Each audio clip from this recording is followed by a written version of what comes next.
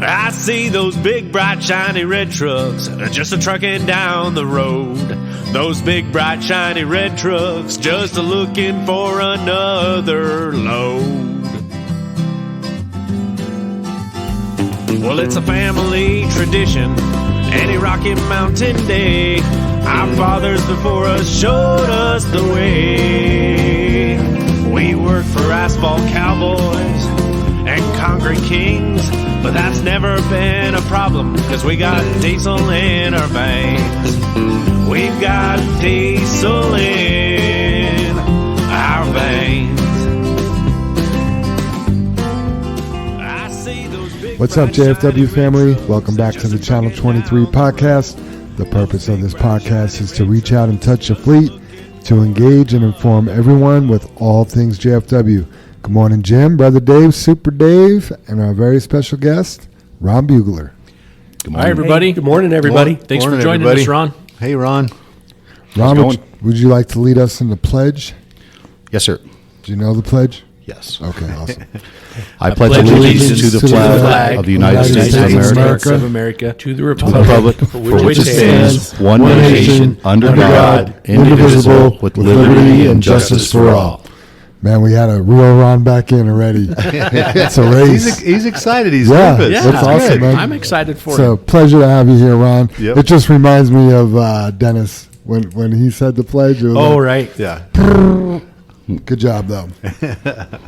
All right, let's get into the trucker prayer. Father God, we thank you for the opportunity to go out and do some trucking today. We pray for the safety of our fleet, all of their families, and all the other families and individuals we come across on the road today. We pray for patience and the making of good, safe decisions. We pray to be accident-free and that we all make it back to the comforts of our homes this evening. We pray for healing and 100% recovery for all of our family members that are ill. But no matter what, we trust you, God, and it's in Jesus' name we pray. Amen. Amen. Amen. Disclaimer, as a reminder, anything you hear in this podcast today is not the opinion of JFW's. It's just the 5 men in this room's opinion. Episode 89 had 490 downloads. We are at 40.8 thousand total downloads, and we have 206 followers. Wait a minute, that was episode 88. 88. What did I say, 89? Yep. I wrote 89. This is 89, right? Yep, this is 89. Yeah, so coincidentally, I just want to bring it up that we didn't really talk about it. Last week was kind of a big deal, right? Episode 88 on our 88th anniversary. Wow. I mean, you just can't make that stuff up. You can't. Yeah. We couldn't have planned it. We couldn't have worked for that. We what are the odds of that? We missed like 3. Now it makes sense why we missed those 3 weeks. It was just meant to be. Yeah, and then we decided we can't miss anymore. Yeah, and it's just that's crazy. I don't know if anybody else pointed out, but Rich Trimble from Garney, that was on the show. He was like, wow. He caught it. Yeah, he's like, what are the odds of that? That's so cool. And he said, you guys didn't even talk about it. And I'm like, wow. I didn't know it happened. I think we were a little distracted. Yeah. Last week, I don't think the anniversary and lining up of the podcast was the main focus of anything last week. Right? No. But it was kind of a lot of important dates, though, Jim. Yeah. We didn't have time to look at it because it was Sam's birthday, Dave's son, July 4th. And I know we had some birthdays around there, but so the 5th is Grandpa's birthday, and that's how we picked the anniversary from 1935. Okay. So that's, 88 years in business. Wow. Obviously the 88th anniversary, and then for Mom to pass on those dates, all that kind of stuff's just coincidence or how the cosmic world works, right? Yeah. By the way, we picked up Japan last week. So. Who do we know in Japan? Oh, Rick's son's not. There was somebody in Rick's Japan. used to be in Japan. Japan, but right? I don't know if he still is. I don't think anymore. So. That's awesome. However that works. Yeah. If you look at the countries that are listening in the last month, it's just like Kuwait, Indonesia, and these are just like one-offs, right? But Japan and hopefully they haven't had 17 listens. No, not yet. Hopefully it's the same person and they're enjoying traveling. Wouldn't that be crazy? That'd be cool. That'd be one traveling son of a gun, wouldn't it? So we had an interesting voicemail. Dave, you got an interesting voicemail last week. I do. You want me to cue it up? Because I think I can play it. Let's do it. Let me see here. I'm hoping this will work. David. Oh, hang on. Hello, David. My name is Rolly Purefoy. I used to be a Chevrolet dealer for many years up in Fort Lupton, and I just wanted to call and compliment you on your trucks and seemingly your operation. I see your trucks up in the Fort Lupton area all the time. They're always clean. They're always, traveling like they should be for semis down the road and not blocking stuff, and courteous drivers, all that stuff that you would want as an owner. I believe that for some years we ran a pretty tight ship, and it's very obvious that you and your brother do. So I just wanted to tell you that my hat's off to you and your company, and looks like for what you stand for. I think the only one I think would put in the same league with you guys is B. Gaines and his outfit. So, they're a top-notch outfit too. So anyway, that's my story. I'm not trying to bother you. I just thought every once in a while it's nice to hear something good about what you tried to accomplish, and by God, you guys have done it. So my hat's off to you. Thank you, sir. Appreciate it. Bye. That's so great. Wow. Right? Yeah, Right? it definitely makes up for like the email Super Dave got. Yeah. Yeah. Right? That's I an mean, awesome voicemail. you Super know- Dave's email was rough. Yeah. Yep. Oof. But in other news, so, I answer all of our Facebook messages, and I got home the other night and I see a Facebook message, and you can't see the whole thing. It just gives you like the first 5 words, and it starts off, I was following one of your trucks. So I'm like, oh, great. I better look at what this is and see what it is. It just doesn't sound good, but let me read you the message. I was following one of your trucks today, saw your podcast sticker. My father was a truck driver for 40 plus years. Hearing you guys talk about trucking and whatnot made my day. You now have yourself a new listener. And that message was from John Smith, and his dad's name was Mike Smith. So, Oh, yeah. nice. Thanks very a lot. cool, John. Thank you. Appreciate Yeah, that message, John. absolutely. That was very cool. Yeah, and thanks to Raleigh for taking the time to call too. I mean, Yeah. that's a Absolutely. I mean, those lot are, of effort. Those are the rare ones, right? I mean, the people that are pissed off and call in because you did something wrong, those come We easily, get those every day. right? I'm just kidding. Those come easily. To call and promote something that you've noticed and paid attention to, and Raleigh spent the time and looked our business up and looked at the website, and he did some investigating before he called. Knew to ask for Jim or myself, or just all of that. It was just really cool, and I was able to call him back and thank him for that voicemail. And gosh, we talked for 30 minutes easy, and he's just a good dude. I mean, he's cut of our cloth somewhat, I guess you could say, and he's just a grinder. I mean, ran an amazing business up there in Fort Lupton since 1960. So, Yeah, you knew the name. You were very familiar with who he was. yeah, and- Purefoy Chevrolet's been, when I say it's been around forever, it's iconic. yeah, since 1960. And if you ordered a Corvette here in Colorado from a car dealer, you went to Purefoy. I mean, they were the bomb, right? You didn't go to Elway, you didn't go to any of the other dealerships. You went to Purefoy Auto Chevrolet. Nation. Yeah. They were the team to put together a vehicle for you for a Corvette. And he specialized in it, and he was on the Tom Martino show, The Troubleshooter, every Friday for 34 years. And That's crazy. yeah, so I mean, we hope to have him on as a guest. Yep. I know you've reached out to him, but we haven't heard back yet, Jam. So maybe we can maybe he's do on follow vacation. up, or Yep. whatever the case may be. So Awesome. yeah. Yeah. Raleigh, if you're listening, we're excited to have you as a guest. Oh, yeah. Yeah. Now, we often talk too, Dave, is to usually if it's legit, when you make a complaint, something happened to you that made you pretty angry. Yeah. Because we all have things happen.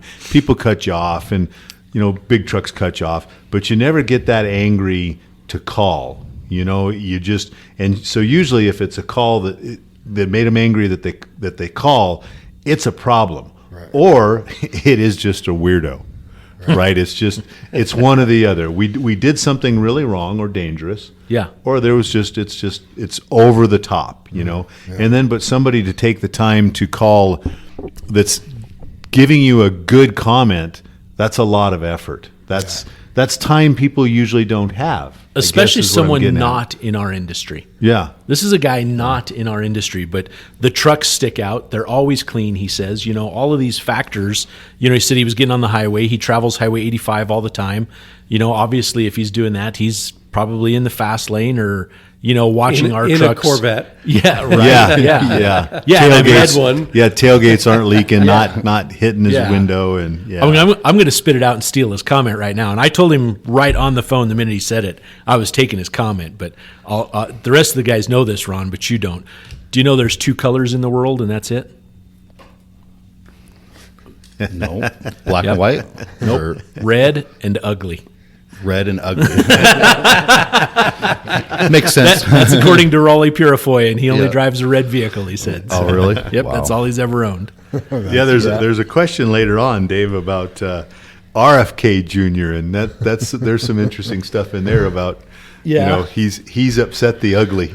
Oh, is that right? I haven't had a chance to look him. I saw that, and I got busy with other stuff. So Yeah, he's hopefully someone will be able to answer that because I he's can't. yeah he's rocking the boat on the Democrat side. He's the one with the voice, right? That's Gotta- funny because Ricardo Cordova asked that question. Yeah.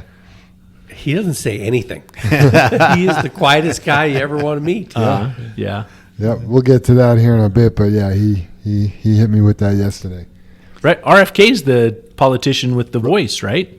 That he's got something's wrong with his the voice. Kennedy Jr. dude. Yeah, Yeah. it's Yeah. Robert Kennedy. I mean Robert. Yeah, Robert's son. Yeah, Yeah.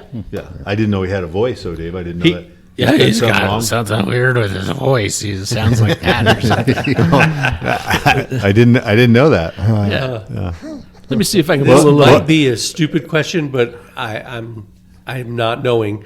Is he Democrat or Republican? He's a Democrat, Dave, he Democrat? and that's what I was making the comment. He's rocking the boat. He's actually an anti-vaxxer and some other stuff, but they thought, or how it looks like, he might be the best to run against Joe Biden on the Democratic ticket, but his stance is so not Undemocratic. Yeah, so He's what you would call old school Democrat. yeah, a little bit. We used to be able to debate the lines with guys like Yeah, that. yeah, because he's the anti-vax, but he's also he thinks he was outspoken about how we closed down the nation during COVID and our not our social part of it. He's been outspoken on that and even taken some heat from his own family and stuff. So.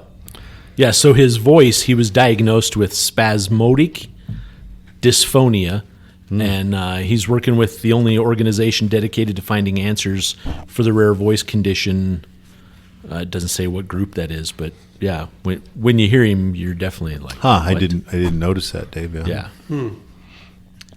Well, it's time for the Dad Joke Challenge. Ron, you are the newcomer, and we always make fresh blood go first. Here we go. I don't know if these have been on here yet. We'll tell you. Me and Kiana were looking through some last night. These ones we picked. Man, she should have came on the podcast with you. It sounds like she's did all the work. Well, she does most of my work, like stuff like that. Honestly, what's a kidnapper's favorite shoes? Shoes? Wow, never heard this one. Yeah, I don't. Kidnappers. She's in Slippers? true crime. She loves it. Ransom Soul or something. I don't know. White Vans. That's great. I love that. I got It's a little dark. it is. One more I got was where do you take someone who's been injured in a peekaboo accident? Where do you take somebody that was injured in a peekaboo accident? Don't know that one. ICU. Ooh. Man, those Boy, are good. those are a couple They of are good good ones, ones, Ron. yeah. Never been told on this podcast. Right. Yeah. Some winners. Well, if we're on those lines, why can you not hear a pterodactyl going to the bathroom? Pterodactyls are winged. Dinosaurs. They Huh? fly, Yes. right? You know how to spell Maybe pterodactyl? because you're not alive. Pee. They went extinct 60 million years ago. Because the P is silent in pterodactyl. Ooh. Good job. Yeah, there you go. Good The job. P The is P is silent. silent. I didn't know there was a P in it. Good to know. Good to know. That's the reason it's only silent. It's only because Jam asked, do you know how to spell it? I don't know how to spell it. I just know it starts with a P. You got it. You got it. PT. I don't know who makes up these stupid words, like all the Latin words for this and that. Why can't you just call them by their regular name? Like they're- a pterodactyl. Right. Yeah, those people that gave them their Latin names are real idiots. Well, I'm going to. I should have jumped in there before Ron, only because we were talking about RFK and politics and stuff. But do you guys know what diapers and politicians have in common? Oh, that one's. I feel like I've heard this. They're both gross. You're both- kind of on the right line. They're both full of shit. Very close, yeah. They both stink and should be changed often. Amen. Amen. Gotcha. Well, I don't know if Terminal Mick listens to our podcast or not, but how many lawyers does it take to screw in a light bulb? Well, of course, 3, right? 1 to climb the ladder, 1 to shake the ladder, and 1 to sue the ladder company. There you go. All right, I got a little joke for you here. A group of professors were invited on a plane. When the door closed and the plane was about to take off, all the professors were informed that this plane was made by their students. All the professors rushed towards the plane door, trying to escape and survive on their own, with the exception of one professor who remained seated with so much confidence and calmness. Someone asked him why he wasn't escaping the plane. The professor answered him with confidence, "They are our students." Next question, "Are you sure that you taught them well?" The professor replied, "I'm sure it won't fly." Never get off the ground. That huh? one was cold, bud. New employees this week, we got Nolan Reed and Matt Rodriguez. Welcome to the fleet, guys. Yeah, welcome you guys. Yeah, welcome. Welcome to JFW Welcome. family. Celebrations, anniversaries. Troy Holmes has his 2-year anniversary tomorrow. Happy anniversary, Troy. Congratulations, Troy. Thanks, Troy. Birthdays, we already brought this name up today, but Ricardo Cordova has a birthday Saturday the 15th.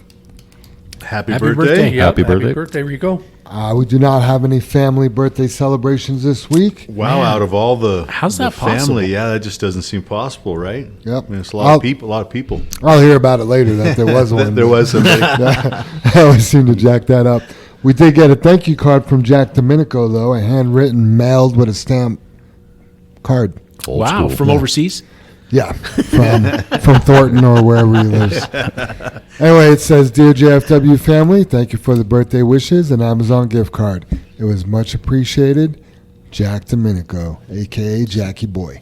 See, they're Nice. classy. Very cool, Jack. You know, Yeah. not that we Jackie haven't boy. received other thank yous, but take the time. Yeah, you know, great. you just got to take the time and Great Pretty- family there. and think. Pretty sure his wife has sent us a thank you card as well. Yes. Yeah, that's good stuff. Good stuff. That's a lost art. Thank you cards are a lost art, especially with the text. Yeah. You know? Especially if I see you every day, you're going to get a fist bump and a pat on the back or something like Right. that. Thanks, guys. Right. You know what I mean? Yeah. Yeah, we received some cards this last week for Mom's passing, and one of them was a really nice card, but the the person put a note inside it and glued it to the card, and you unfolded the note and read about Evelyn, and it was just really classy. Touching. The time she took, but she's always been, helps everybody down, and she's a friend from Tucson that I think they actually live in. Michigan? No, it's not the Michigan couple. Steamboat. I think Oh. Steamboat. Close to Rabbit Ears Pass, somewhere around there. But anyway, just a great person. It was that to twist that card and to put a special note in it was really neat. Is that the Bruchets? Or are they Michigan? I don't know, Dave. Okay. Last names, I never hear last names. I only hear the Oh. first names. You know what I mean? So Speaking of great people, it's time to give some shout outs. yeah. Like to give Amber a shout out. Amber takes care of all the anniversary, birthday, and family birthday cards. She also takes care of all the anniversary shirts and pictures, Great job, Amber. Let me tell you, ordering those anniversary shirts, it's a job. Right. Because I used to do that. Amber was so nice and kind to take that over for me. But, we don't know who's gained or lost weight every year. You got to call, find out sizes. We try to make it nice where you could put any name you want on the shirt. So maybe last year you wanted Ron. This year you might want Bugler. And then looking, getting the spreadsheet put together, getting the order put together. And then 511's become a little bit difficult to work with. It used to be a lot easier, but it's been a lot of back orders, some communication problems, and man, she's just on all that stuff. So thank you, Amber. Nice. That's awesome. I want to give Big Country a shout out. This is more of a personal shout out, but me and my family, I took my girls camping last week. I had taken Friday off to go early Friday morning. Well, Thursday night, we're packing up, and we find out that the person we had lined up to watch the dogs, there was miscommunication about dates and times. She could no longer do it. I'm like, don't worry, babe. I got it. Post up on my social media. This is what happened. Can anybody help us out? Now, when I post things like that on Facebook, I immediately get worried about who's going to answer. You know what I mean? Like, well, thanks for volunteering, but I don't want you I would volunteer to come watch your dogs. You'd be like, Dave, I'm not going to trust him. Yeah, Dave's not coming to watch. He doesn't even the like dogs. Why is he going to watch them? Dave would come in. What's he going to do to my dogs? Exactly. Exactly. Or, I have 1,200 friends on Facebook. Not all of them are welcome in my home. I mean, that's just what it is. That's why you have the dogs. That's why I have the dogs and all the things, right? So anyway, the first person that responds is Big Country. And right away, I'm just like, I could trust this guy in my house. Yeah. And I could trust him with my dogs. Yeah. That's just, right away, I knew his character was that good, right? So the only problem is he had to work Friday, and we couldn't leave the dogs all alone Friday. So we pushed it one day, so we left Saturday morning, right? Well, Big Country bought our dogs toys. One of our dogs threw up between the time we left Saturday morning and the time he got there after work, right? He brought the dog a new dog bed. He brought them frozen bone marrow bones. Like, wow. This dude went above and beyond on the dog thing. Right. Like, spent money to take care of our dogs, which is not what we wanted, right? The funny thing is where we go camping, there's no service. So Big Country came over Friday night, grabbed the key. We gave him a code to the alarm. Well, we get back in cell phone service. Turns out his code didn't work. No. So he had a visit from the cops because the alarm was going off. Oh, no. There's Big Country in my house with the alarm going off, right? But the text message is I like, just wanted to pet his dogs. yeah. I mean, how did he convince the cops? Well, he had a key. I don't know if he maybe showed text messages. I had no idea. But Right? That's what I would have done. yeah, but the cop nicknamed him the fluorescent or something kind of Because he was in Because he had his safety stuff on. The fluorescent robber. something like that. Yeah. So thank you so much, Big Country. You did a great job, man. Thank you so much. Wow, that's awesome, Big Country. That's a good story. Let's see here. Rico Christensen. So Rico started his chemo treatments. He was diagnosed with cancer a few weeks ago. He wanted to give a shout out to everyone in the office, dispatch, the leadership team, and especially Brother Dave and Brother Jim for giving me the opportunity to work for such an amazing company. JFW is simply the best. Together we will get through this. So thank you, Rico. Here's Rico. He's the one going through chemo, and he's giving us shout outs. So, Right? Yeah. shout out to you, Rico, for keeping a positive attitude. Absolutely. And, He's- that guy's always upbeat. He's got a mountain to climb too. You know what I mean? This isn't going to be a walk in the park for him. And I got faith in him. He was here last week, and it sucked. I was on a phone call and I was walking around. He was just leaving the office, and I high fived him when he left. You know what I mean? And we kind of head nodded each other, like, "All right, you're in it." But yeah, Rico, I'm thinking of you, man. You got a lot to do and get done, and I got faith in you. We got faith in you. Absolutely. Rico's strong. You can do this, buddy. Yeah, he can Yeah. get through it. Yeah. Yeah. Absolutely. Tanny wanted to give Frank McCoy a shout out for finding his Oakley sunglasses and returning them. So that's pretty great. I heard that that's on the radio good. yesterday. Wow. Yep. I bet Yeah. those Oakleys aren't cheap. He's lucky I didn't find him. Yeah. I need to hook him up with that Home Depot bag that I have, huh, Jeff? You still got those? Dude, well, you got me like 25 of them. Oh, yeah. I remember seeing them when we moved the office out or something. That's right. I love it, man. Yeah, I have like 3 pairs in each vehicle and like in my desk drawer and on my dresser. And yeah, Favorite glasses ever. favorite. I love them, man. Fit like a glove. We bought those like probably 3 years ago. Ah, Yeah. come on. Yeah. Come on. Super Dave, you had a shout out. This is actually from Don Keller, but we'd like to give a shout out to Kendrick, and I'll tell you why. So Don Keller has been out Tell for us why, Dave. several months because he just had back surgery. I think he was out for about, I don't know, Jim, you'd know better than me, a good two months. at least. Forever and a day. So anyway, he came back and found his truck 0087 in less than optimal condition. And Don is sets his bar very high with his interior care of his truck, and so he said, listen, because he called me up on it, and he said, listen, I'll take care of it. No worries. I just want to let you know. Well, Ken, he jumped in without anybody asking, and he detailed Don's truck for him. So Don came back in the next day, unbeknownst to him, and his truck was like spotless. Isn't that awesome? Isn't that something? Yeah. And Ken did that on his own time and took his own initiative to do that. And That's a leader.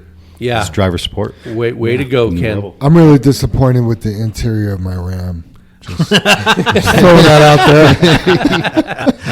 there. No one's used it, but I'm disappointed in it. That was that hint, Ken? The spare keys found in my desk. Yeah. I'll leave mine unlocked too, Kevin. Yeah. I'd like to shoot out a message, though, to all of the drivers that are driving other people's trucks. Maybe they're slip seat drivers. Maybe their truck is broke down over at Kenworth or Peterbilt. But don't just think that, hey, I'm only going to be in this truck for one day, so I don't need to worry about it. I don't need to clean the dash after all this dust flew in. I don't need to fuel it. I don't need to take care of it because it's, quote, not my truck. Well, it is your truck for the day, so take care of it as if it was your own truck, and be aware of the other drivers that will be in that truck, whether it's the assigned driver or maybe it's just the next guy that's going to be in it tomorrow. But just have some respect and have some care, and utilize the JFW culture when you're 100% Super Yeah. Dave. We just had a guy down here on Saturday. I don't know if he had to work Saturday or not, but he was cleaning on his truck either after his shift or he came down to clean his truck. Well, then somebody used his truck to run cores on Sunday, and then he came back to his truck being messy on Monday. I mean, that's got to feel terrible. Yeah. Yeah, you're not, if you just follow that rule, you leave it better than you found it. Right. And if it was totally spotless, just leave it that way. Yeah. If it's at the top of the mountain, just leave it that way. Man, and isn't it easier to leave it that way when you found it that way versus Than having to clean clean it. one that is Yeah. just tanked, Yeah. Look at how many trucks Tony Martinez cleaned while his truck was down. Oh, I mean, that guy was cleaning trucks every day. Yeah. He was like, I bet he cleaned half the fleet. Yeah, it was a Right. godsend. Tony, you did a Yeah. great job, man. It was awesome. Yeah, I mean, if I got to go trucking and there's a few trucks in the yard and I open one of them up and you could eat off the floor mats, I shut the door, I take a different truck. Yeah, this one's too clean. It's hard to hold that bar, isn't it? Yeah, Jeff? it's I like mean, you'll spend an hour cleaning it when you're done to get it back there, Especially if it's a rainy day. Oh, man. Yep. Crazy. Exactly. Speaking of Don Keller and shout outs and truck cleanliness and all that jazz, he wants to give a shout out. I just got this text message this morning. He wants to give a shout out to the wash crew at Yard 23. From the hood ornament to the taillights, rubber to stack, this girl is shining. Her lips are red, cheeks rosy, and eyes bright. She is ready to go to the dance. Hell, Jam, she might even get kissed. Seriously, this rig has never looked so good, looked better. Don Keller, 0087. Oh, he's a poet. Look at that. Huh? Didn't Well know said. it. But yet he showed it. That is awesome. I want to throw a shout out there for the whole Bugler division. Man, we've been short-handed for the last 2 weeks plus. Rob White ran off and got married. I think he eloped. I don't know when he's coming back. He may not come Ran back. off Who to knows? Disneyland. Right? Yeah. Greatest place on earth, right? Is where he got married. So good for you, Rob. Nat had a little baby girl. Ran off and had a baby. Right. Gosh, I think Troy was on vacation Yeah, for. Troy was gone a little bit. Yeah. I want to say a week. I could be wrong on the days, but anyway, yeah, the whole rest of the team. I mean, AKA Freddie. Big country. Big country. Yeah. All Shouldered it all. didn't yeah, they? I mean they lined Gilly. everybody out. Yeah, Gilly. I mean everybody just Charles. stepped up and took a team that was basically went from the 5 stars to nothing. Yep. You know what I mean, and had to fill in and get things done. And yeah, it's just great to see, man, how it moves flawlessly as it is. And I feel it continued to with all those guys missing. Yeah. You know what I mean? A couple guys stepped up too. I know Robert Lincoln, he was bulking, and he had given a shout out to somebody last week for helping him. But there was who was that? I just feel like I don't want to miss anybody that stepped Right, up. right. So Yeah. you'll tell me later that I missed you. Well, Tell you next. Mickey Kendrick Mickey Kendrick has been yes. filling in. Yeah. Yes, that was he it. really enjoys doing that. Yeah. He does a great job. Gilly's son, little Gilly, he's been helping out a lot. It's a pleasure to see that kid every day, man. Like, he's just such a cool little kid, man. And that's he's getting more comfortable with the guys. Yesterday he had the paperwork, and he was taking care of the paperwork. Nice. He's 3. You know what I mean? Nice. And speaking of kids, Chewy Varela, he had his daughter with him yesterday. Got to meet her. Sweet little girl. So I Nice. just, Jesus? Jesus, yeah. Okay. I didn't know he went by Chewy. Every Jesus goes by Chewy. I learned that recently too. I learned that. It's like yeah. it's Okay. like David goes by Dave. Okay. It All right. seems not so simple, but yeah. Yeah.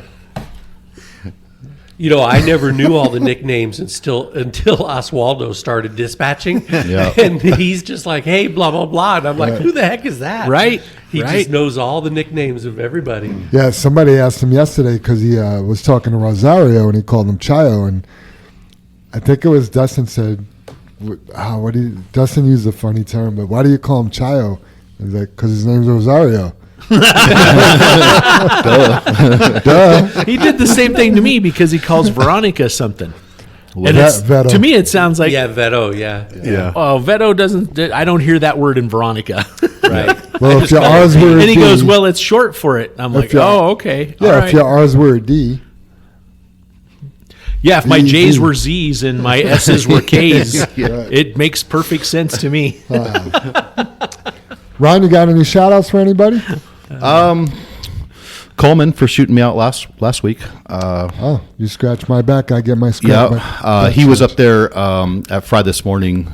I got a text from Ricky to help. Oh, I think it was 0098. His tarp was messed up, so okay. pulled over there, and Coleman already had his line off and was hooking it up. I was like, "Where's your gloves, man?" His hands are just filthy. He's in somebody else's truck, so don't have his gloves on. Oh, that sucks, man. Oh man! So we got it going though, and closed the tarp, and then I had a bunch of zip ties. I let him get his wires back up on the pogo stick. Nice. So, good. Nice, thank you. yep. Is that it? Yep. All right. You're so ungrateful. So, Coleman, I love you, Ron. Coleman actually has a shout out. He shot me a text this morning to make everybody understand. Coleman had a little grain spill at Coors yesterday, and the team mobilized. And that always feels good when we go there and take care of things. But Coleman said, "Good morning, Jam. Can I please give you, Scooby, JR, Kendrick, and Jesse Baeza a shout out for the help yesterday with McCoy spill. Even in a bad situation, we managed to keep smiles on our faces and deal with the issue at hand, and I can't thank everyone enough." So, nice shout out from Coleman. But yeah, I mean, we roasted him pretty good while we were out there, and He held up. yeah, he was like, "Oh, I'm good, really beat myself up over this." I'm like, "Don't worry, Coleman, we're gonna do that for you." You know what I mean? Yeah, he was. I was talking to him last night, and he was, just parking his truck, and I was gonna take. Actually, I thought I was taking his, Jim. I mentioned that. Took the one right next to his, and I said, "So, what do you say?" And he goes, "Oh, I gotta own it. I definitely didn't check that tailgate." And I was like, it's all good. You know, the only thing I ever heard about the whole situation was Jam said you were out of shape. Yeah. And then he goes, I wrecked my dirt bike over the weekend. My neck is killing me and my shoulder trying to throw the grain over the top of the side rail. We've almost killed a few guys shoveling. Yeah. He said he told me, he's like, I sweat through my shirt and my pants. I was like, it's for your pants, bro. Like, what are you? Yeah, I went to knock the grain off his back. I'm like, that grain might just stay there. But getting back to the core spill, you know, when it's one man and one shovel, man, that's just overwhelming. It's a daunting task. That oh my God, you think you're going to be there forever? And you know, when I was on the phone with Coleman and he told me about it, you know, he's like, "Is there anything I can start to do?"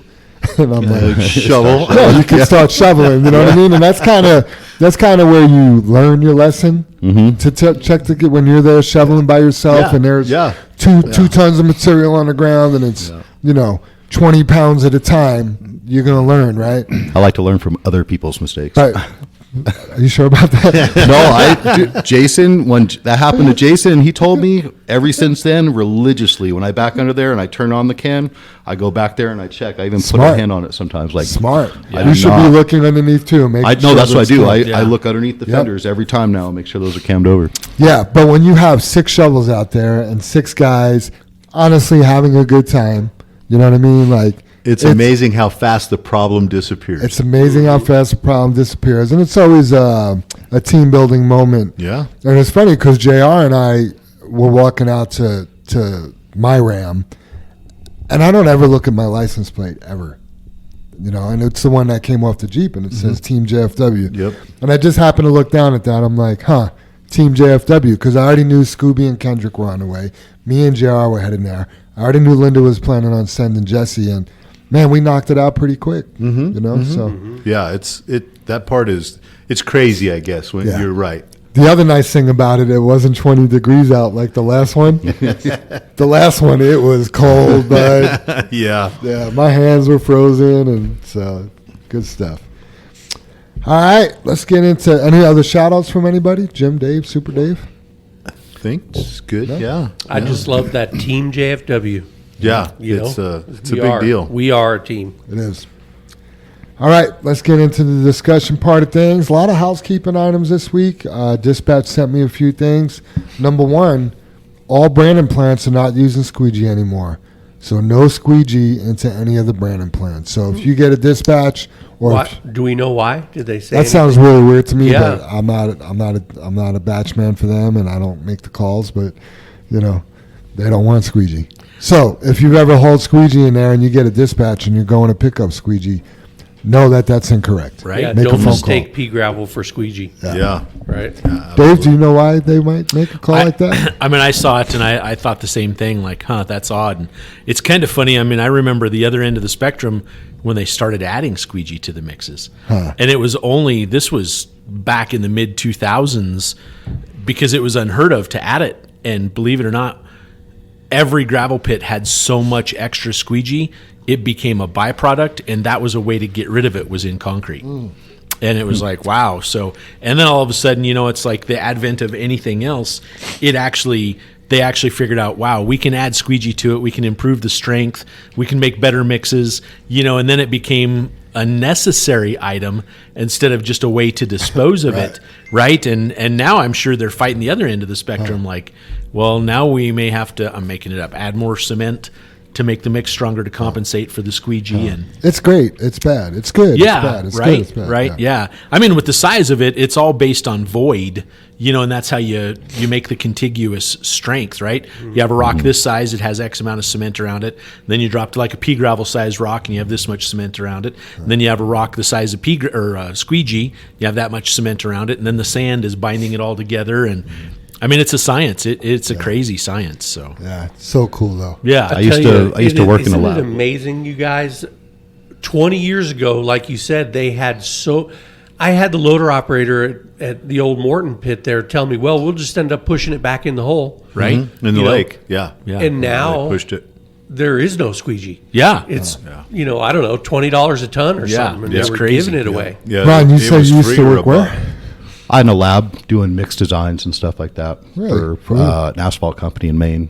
Oh, wow. Yeah. I never knew that. Gotcha. Scientists used to test the aggregate and all the, put them in like little sieves and in a shaker and weigh everything and Quality do mixed control. designs. Yeah. I'd cut cores on the jobs, had a nuclear density gauge, so it'd tell the rollers Ooh, when a to move nuclear density gauge. up. Yeah, it was a nuclear Very source. I had cool. to wear a little REM Nice. deal, test my contamination or the radiation Nice. contamination. Yeah. Nucleartivity. You guys have Yeah. all seen a concrete core, like the size of this coffee cup or whatever. I Yeah. just saw one on like a Facebook page or whatever, and right down across the one of the, I'll say the side, but obviously it's round. There's a broke off drill bit through Oh, wow. the core, and it's so cool because the whole side of the drill bit is exposed towards the bottom of the core. Yeah, that's going to mess up the test. Right? Exactly. You need a new core. Yep. That's funny. Yep. Where did you say you did that? In Lane Construction, Bangor, Maine. Yeah. yeah. Well, boy, I wish they'd do that in Colorado because we have so many potholes. They must not check Oh, we were- nuclear density. We were building it used to be like 20-year roads, and then I went to this big convention and got certified, and they're doing like 40, 60-year roads now, like out there. Wow. with That's the what we weather. do here. Yeah, well, They're 60 years old. 40 days. yeah, 60 years old. Yeah, a little it's short. 20-year road, 60 years later. Uh-huh. Yeah. Yeah. I mean, that 270, those bridges. Unbelievable, isn't it, It is. Dave? I have never, ever seen anything like it. It is No, mind-boggling. I mean, you have to slow down to Yeah. like 30 miles an hour. Yeah, and you can't go around the one bridge, the first You one. cannot. You can't go around. hard the to stuff. run on 24-inch rims now. Huh? right? Yep. Not unless you got 24-inch tires, 24.5 tires. I got right? 17s and big rubber. I'm bouncing off them potholes. Let's see. The XB app. When you're taking a picture of your ticket for XB, please make sure the entire ticket is captured in the photo. A lot of tickets are being rejected by Brandon because they are unable to see the entire ticket number. Please help us avoid this issue. So pretty straightforward there. Yeah. Need a good picture. That's it. Yep. Plain and simple. Do you think anybody deposits checks on their phone? Have you ever done that, Ron? Deposited a check on their phone? Oh, yeah. Oh, yeah. Do you think you need a good photo of that check for it to go in to your account? Yep. Yep. Yeah. Same difference. Only if it's your check. Right? I guess that's my point, right? Like, yeah. It's funny the things we talk about on this podcast that we just continue to talk about and continue to talk about, and it doesn't get heard. I feel like things just don't get heard no matter how much we talk about it. So Some things you need to hear over and over again. Yeah. Yeah, that's it. I guess I totally get what you're saying, Dave, but I guess like the phone call from Raleigh and the stuff like that, and the other one about the podcast is we are making a difference. It's just so easy to concentrate on that gate post that we hit. You know, and it's because we at this point we want to be perfect. Right. And that's that goal that you reach for, because missing it 5,000 times and hitting it once just that's not good enough, right? I just look at the energy, though, sometimes that we put into things. I mean, we work hard to make things right. Mm-hmm. You know, do you think anyone ever told Linda? Do you think anyone ever told people to take a good picture, either in Axon or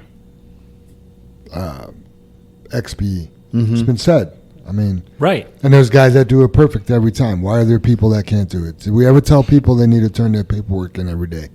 Yes. Why do people, like, a lot of the energy that goes into making sure these things happen? What else could we be doing with that time?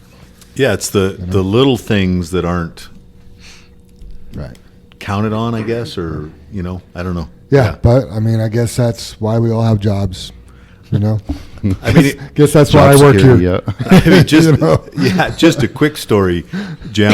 I was golfing last week with a buddy of mine, and one of my pet peeves is when you hit the ball up on the green, it leaves a ball mark, and you should always fix the ball mark. It's just common courtesy. It's putting the shopping cart away. Right. So this lady comes up, and she's the marshal for the golf course, and she's like, "Man, you guys get my hero award today. Thank you for fixing those. We've been having a lot of problems with them, and it's a beautiful course, especially with all the rain. The courses are just gorgeous." And she goes, "Thank you for being my hero." And I said, "Hey, no big deal." I said, "It just bothers me." I said, it's like putting the shopping cart away. And she goes, "Are you kidding me? That drives me crazy." I was just like, I'm Jim White. right? So it was just funny. Yeah, Oh, that's great. yeah. All right. Let's see. Linda has purchased more Total Money Makeover books. It seems like there are a lot of people that want some help with their finances. We are working on getting Rebecca, her financial advisor, out on the podcast. So that'd be good. That would That's be amazing. Good. Yeah, That would be. Yeah. Rebecca is a approved Dave Ramsey financial advisor. Very cool. So, Through Financial Peace University, yeah. yep, absolutely. So that'd be good. Rebecca is taking a big test on the 17th, so I promise not to bother her till after that. No, good. Yep. So we'll Good. probably get her out in August sometime, I hope. That would So be awesome. I'm definitely interested in hearing what she has to say and maybe signing up for some of her services. So Yeah, we yesterday, I've been meaning to, it just reminded me, Jim, about having guests and different people on, is I talked to Tim. He's manager of Southern Tire over here. I think he's up in the Greeley area now, but his son runs the store over here. And they have a salesman that's professional NFL football player working for him and selling tires, and I think it's even generational in his family, and then he was also a football player. But anyway, he offered to be on the podcast to ask how things were going, so I was kind of excited to get with him and try to hook that up. And the football player or both of Tim's them, son? but have the football player, so he said he's got some great stories, plus he's working in our industry, he's selling tires. So Does he listen? Tim said, "How's it going?" I've listened a couple of times. nice. You know what I mean? So yeah, That's cool. Yeah, Yep. Very cool. yeah. And he had at the tournament I'm talking about, he had his grandson with him. Meeting people and showing the business and stuff like that. And that's always neat to have generational stuff. Absolutely. All right, next on the list, blackout dates are blacked out. I don't understand. Neither does anybody else. Seems to make people mad. Yeah, Why do you black out dates? we black out dates because we need to be able to keep the trucks running, and we allow a certain amount of people off every day. And once we hit a certain area or level, we black those dates out. That means you can't request that day off. I don't understand. I know you don't. And when I say neither does anybody else, that's not true. Most people do understand it, but I get a call all the time that says, "Hey, Jam, I'm trying to request this date off, and it won't let me. It says it's blacked out." What am I supposed to say from there? Like, You should ask on your XBE app, did you take a complete picture of your ticket? right. So, And do you know the speed limit exiting the driveway? So just to give you an example of what happens when we don't honor that, we have 18 people off this Friday. That's not all drivers, right? I mean, some of them are Super Dave, you won't be here.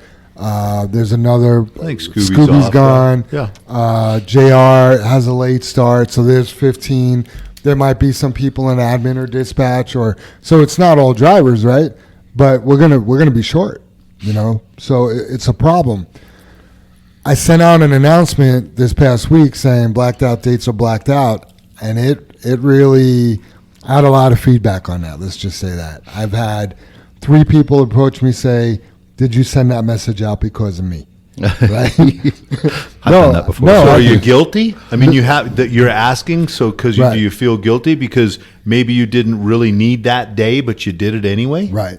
So some of them are late notice, and here's the thing: is we try to give everybody the time off they need. Yeah, exactly. I hate telling people I can't approve their time off. It's easier for me. Absolutely. It's so much easier for me to hit an approve button than to have to call somebody and be like, Yeah. "You can't have it," or explain to them. We had a guy last month went to have a surgery. Well, they rescheduled for this month. Okay, he gave us 4 days notice on a blacked out date that he needs a day off. To me, that's not fair to JFW, right? It's just on and on and on. Somebody else had a court date. I mean, you can't move that. I get it, But in some circumstances you can. Right. So You know what I mean? it was just getting excessive. So when someone says, "Did you put that message out because of me?" My answer is, "No, I put it out because of everybody." Yeah. Because it's not just one person. I had a couple funny situations. You know, Jack Domenico stops me this morning. He's like, "Hey, I need Friday off." You know, and he's laughing. Turo Mendoza sent me email, "No llores." You know what I mean? You know, so it's been funny. Gilly Rodriguez keeps asking me for Sunday off. Right? You could have Sunday off as long as little Gilly works, right?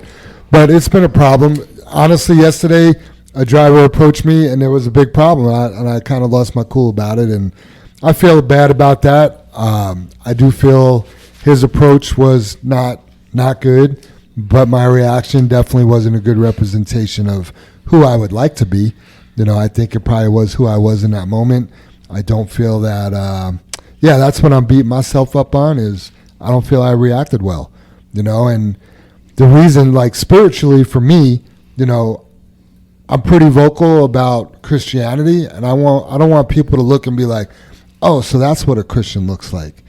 You know what I mean? And it just bugs me that I went to that place, but I haven't been delivered from that. I still, you know, if you push my button a little bit too much, like I'm not proud of it, but I'm going to react. You know, maybe next time I won't. So. Yeah, but it's the same button that's being pushed, Jim. That's the problem. And no matter how much religion or whatever you put in there, I believe the Bible's got 10 commandments. Yeah. I like to hold myself to a higher standard than Don't we all? Yeah, to me as a leader, right? Maybe I could have. Okay, so let's take the Christianity part out of it. Let's just talk about leadership, right? To me, I could have controlled that situation a little bit better. But I also felt like I was trying to do that, but I wasn't being heard. Sure. You know? Sure. And, sure. I mean, basically, this driver felt that I was trying to say that this job is more important than his family. And his point was, I'm always going to put myself and my family in front of this job. Great. I would too. If my wife or my daughter need to go to the hospital, I'm going to take them. Right? That's not what I was talking about. Yeah. You know? Yeah, no, I never said if you have an emergency, JFW expects you to come to work. But some people's emergencies are different than others. You know what I mean? Mm-hmm. Some people have a lot. Some people have more emergencies than other people. Yeah, I guess to me, I guess what I get more out of the deal, and I understand you wanting to be better, but there's a frustration more than anger. Right. It's like, how many times do you have to be told to take the picture correctly, or right. put away the shopping cart, or all the things we joke about? It's a frustration that right. boils over. Not you're pissed over the whole situation. Yeah. If right? this driver came up to me and say, "Hey, Jam, I have a question about the blackout dates. Are you trying to tell me that if I have a family emergency, you expect me to be at work?" I would say, absolutely not. Right. But when somebody approaches me and says, "What are you crying about?" You know, and I have no idea. I felt like I was in a Twilight Zone. Like, wow. what are you talking about? I'm just standing here minding my business.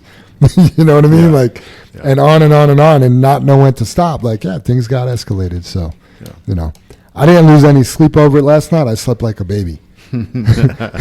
But I would like to be better as a leader. Yeah. You know? Yeah. You know? I mean, it's like I'm laughing, Jam, because the smart ass in me wants to come out and like, "Oh, so you're up half the night crying, sleeping like a baby." I was, and you need Friday off. I was Yoda-sing all night. Yeah. So also, it seems like emergencies are typically on Mondays and Fridays.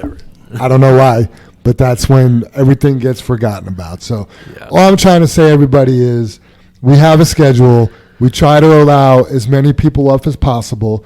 I black out dates. People come to me, "I need that date off." They tell me why. You know, this is what I have going on. I'm like, well, you really need that day off. We're going to have to adjust on our end. You know, Super Dave does a great job of filling the trucks and having more drivers than we need, more drivers than trucks. Not that we need them all to be able to cover these things. But we don't have 30-plus drivers where everyone could just take off on a Friday. Right. You know, we have time off requests for a reason. If we didn't need everybody here, you could just not even request time off. Just come and go as you please. So that's where we're at with that. Awkward. Just kidding. Again, not necessarily awkward, just frustrating. Yeah. Just try to.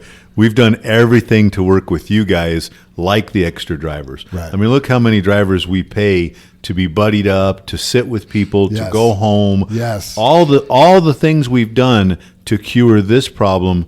Right. But there's still people upset. Yeah. How are you guys making money? Yeah, and I mean, It's a lot of people that you're paying that yeah. I mean, so, you're old not getting school. anything out of. I remember AT&T was one of them. They were a great job, but you couldn't miss any time in the first 6 months. Right. Or you were just canned. Let me tell you, like my wife's corporate job, they keep track of the points. And Yeah. if you have too many points, you may not work there anymore. That's Right. just how it goes. Right. We don't It's keep just- track of points.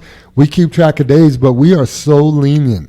We are so lenient with unpaid time off, with the emergencies, with, whatever it is. We understand we are still a family-ran operation.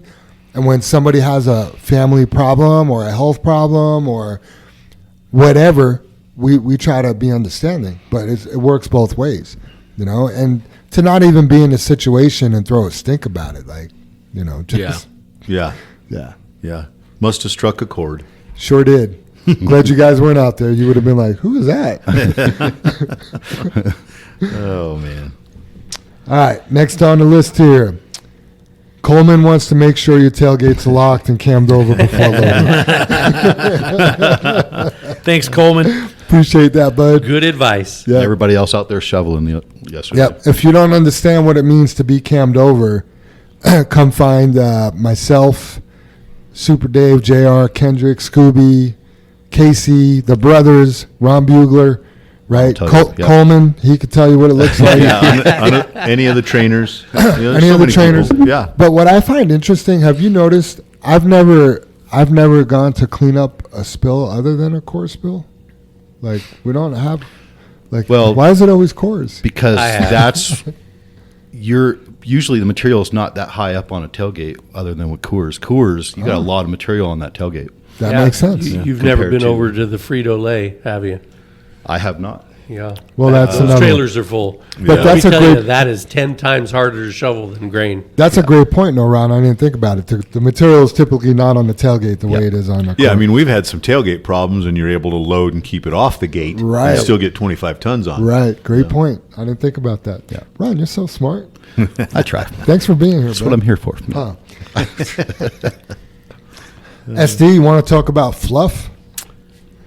Sure. So we're doing this haul out of all recycling, I believe. It's called Fluff.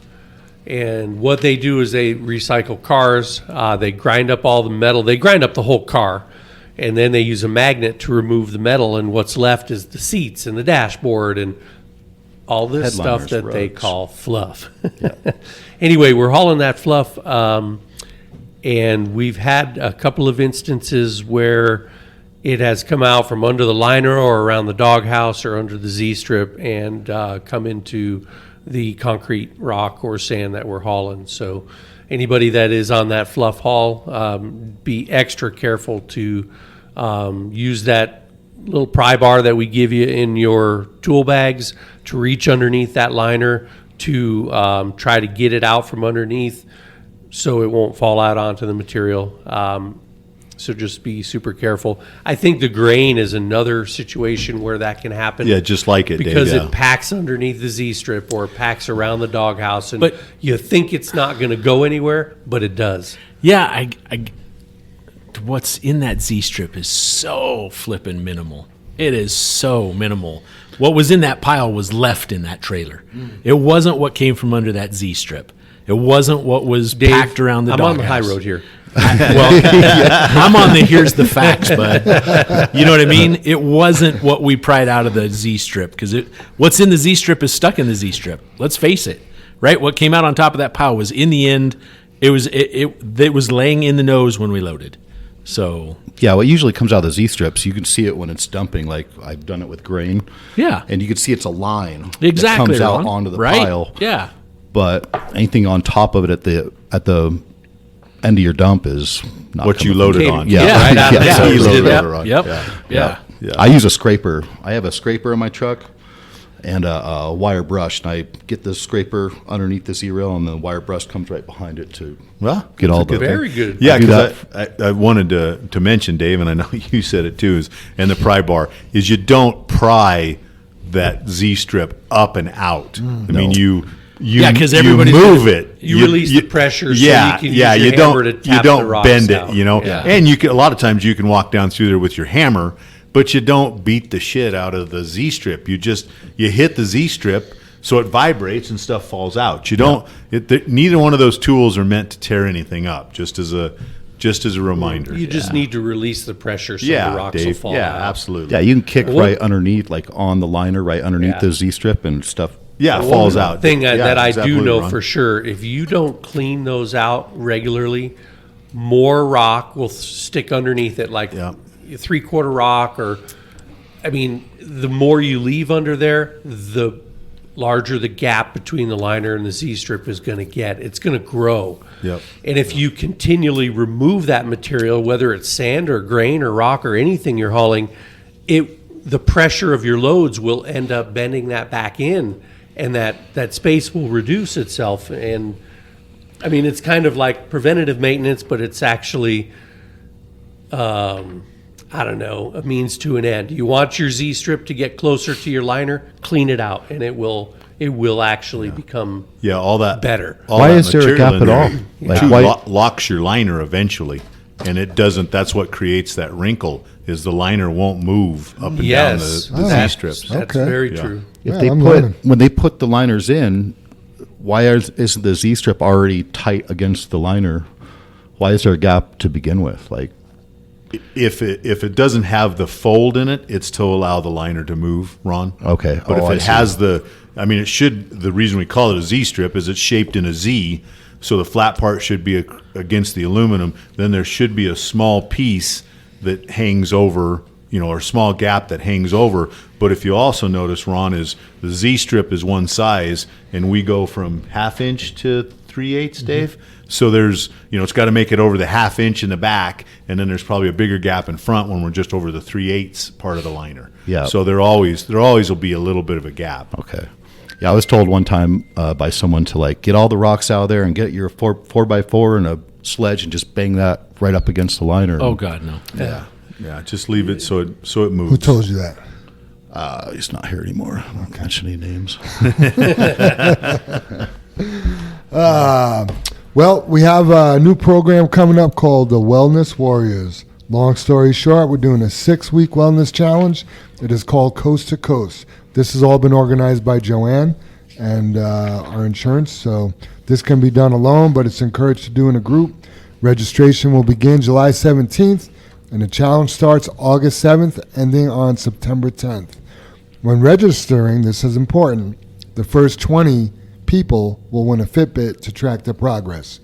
Weekly top earners will receive a cash reward card. The team that earns the most points tops the leaderboard, and all in the team will receive a $50 cash card. You will have to download an app and be able to travel coast to coast. Each day you will visit a new attraction, earning points and road signs as you record your physical activity, plus expressing gratitude. There will be a daily trivia question for bonus points, and you could also collect bumper stickers to commemorate your visit.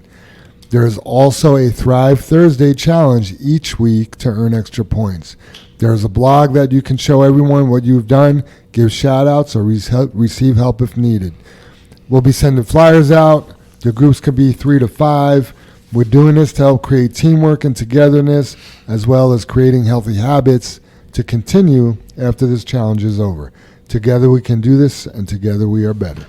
All right, Joanne, thanks for putting Nice. that together. Yeah, sounds like a blast. A little short notice on the registration, but like you said, you can win some stuff if you're the first 20 people to sign up for it. Yep. And then the challenge starts August 7th. I'm going to try to do it as much as I can. It'll be fun. Nice. Yeah. Brother Dave, What's that? you signing up? Soup, you gonna sign up for I that? know Scooby is, because his main thing is no pain, no pain. No pain, no pain. Yep. All pain, no gain. So if it doesn't start till August, but we have to be signed up by Monday? Yeah. Well, it starts Monday. It starts Monday. If you want a That's the reason free we're trying to get it Fitbit, out. if you want a free Yeah. Fitbit, you want to be the first 20 on Monday. Yeah, Okay. you can start. You can join clear up to August 7th, Dave. Okay. And then that's when the challenge. That's the reason we decided to Yeah. try to talk about it. Just Yeah, just so people have be able to get that free Fitbit. Yeah. I signed up yesterday to get a Fitbit. Oh, wow. Oh, wow. You can't. July 17th, Monday. Yep. Let's see here. Well, I think does anybody have anything else in the discussion, or we want to move on to our very special Special guest? Ron's put a lot of stuff already in the podcast. He so has. let's He's been ask a him. great asset. So, Ron, you are into trucks, bikes, hockey, bars. Bars. Just kidding. What else are you into, Ron? What do you do on your time off? That's pretty much it. I like to ride bikes. I like to go. Ray got me into hockey, so I've been doing that. I'm ready to trade all those pads in for a set of golf clubs, I guess. So now, Did he really? it's hard work. It's really hard. So you're playing without him now? No, I still have them. I just haven't gone in like a week or two. Okay. But where does golfing come in? I was going to trade all my pads in. Oh, you were stop gonna. hockey, go Gotcha. golfing. So all my stories, like Brother Jim, will start with. Well, I was on the golf course last weekend with a couple friends. Does Ray get physical with you on the ice? No, not yet. He doesn't dare. We're the same size, and we're both the same. Well, he's a little better skater, but I might have a few pounds on him though. Well, that's really good for together and wellness. You guys should be teammates on this because that would count. Yeah.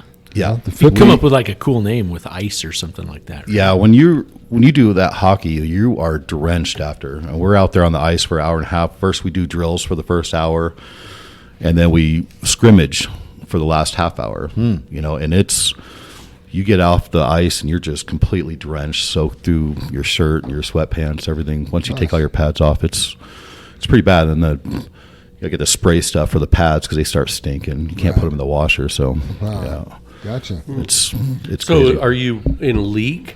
You know, No. like where you have teams and you play. I'm on like a hockey 101 class. We go and I'm learning to skate. I remember the first time God, I went haven't out there. skated in like 40 years. Oh you know? man, I was on the ground, like on the ice all the time. And when you fall, everybody hits their sticks on the ground. I didn't know that until I'm just standing there and the guy's trying to talk, and I just like whoosh, Super ass Dave, over tea kettle. you look like a baby giraffe on skates. Yeah, I didn't do that very well. That's why I did the skiing thing instead. There you go. It's pretty fun though. It's a workout though. That sounds like a good I time. bet it is. Yeah. Yeah. And I know you got a side business too. You do painting. Yeah, we got a couple things going. I paint. Miss Kiana's grandfather has a property management company, and they got like 300, 400 properties all throughout Denver. And every time like a renter gives notice, they go in and check if it needs paint. I get the bid, and Gotcha. Nice. You do any Ray's my he's one of my painters. Nice. A couple other people I know. Somebody's kid I think is gonna start working for me here too. I think it's- Somebody's kid. Yeah, that's another driver. I Gilly. was talking to him.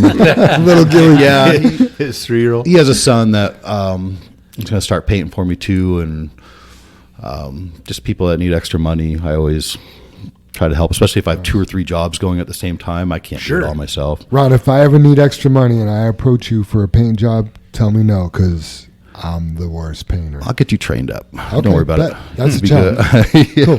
You guys use spray or all brushes or what? I spray some jobs. It depends. I don't like taping stuff off a lot, but like I'll spray like popcorn ceilings for sure. Right. But then and then if they're taking all the carpet and replacing the floors, I'll do all the baseboards too. Okay. Very And cool, then, man. Yeah. So, Ron, you're actually a 4-year guy here. Yep. You're always engaged on a social media. Anytime JFW posts something, you share it. You share this podcast, other posts. Why do you love JFW so much? I think they're doing something special here. Like I've been driving since '99, and I haven't been at a company like this where they really care about you, they care about your family, they care about, your time off, you know what I mean? Like, I know some people might complain about them not giving enough notice, but blackout dates. you knew you had court for like more than 4 days or whatever, So, Right. You knew you were having surgery for a month. yeah, there's a They communication usually schedule problem. those things last minute, don't they? Yeah. Yeah. Well, Anyway, Kind of like a flight. back on the high road. yeah. Well, I love it here. The way they take care of their equipment, the way the owners are here every morning at 5 a.m. watching you roll through the yard, making sure you're not speeding, Watching making you sure, yeah, make sure there's no flat tires or fuel tanks aren't hanging off. Yeah, Yeah. I love it. Absolutely. You're definitely a go-to guy. I know a lot of times because I sit up in the dispatch office, dispatch will be in a little bit of a jam, and give Ron Bugler a call. I know you're filling on cores a lot, night cores, which got to be hard going from a day shift to a night shift. Thank you for all that. Is there anything that you tell dispatch you won't do? Nope. Especially now, I mean, listen to the podcast, how they talk about, we don't tell our customers no. Well, GFW is my customer. You know what I mean? So Oh, I love that. will not say no to anything unless, if I've already got plans to go, like Sure. I got my time off to go to Sturgis, and Right. Linda's like, oh, well, Charlie and Jason are going to be at Sturgis too. I've already. Right. Within reason. You're Yeah. not going to rearrange your whole life and time off. Exactly, yeah. Yeah. But, I don't know if I'll do, Coors permanently at night. I don't mind filling in, though, when the When guys those need guys are out. days off, yeah. Right. Yeah, I don't know if I would be able to do that permanently either. Yeah. So, okay. Yeah, we kind of got to give a shout out to all those guys. I just read that email yesterday. Charlie and Jason have a little bit of an overlapping vacation time coming up.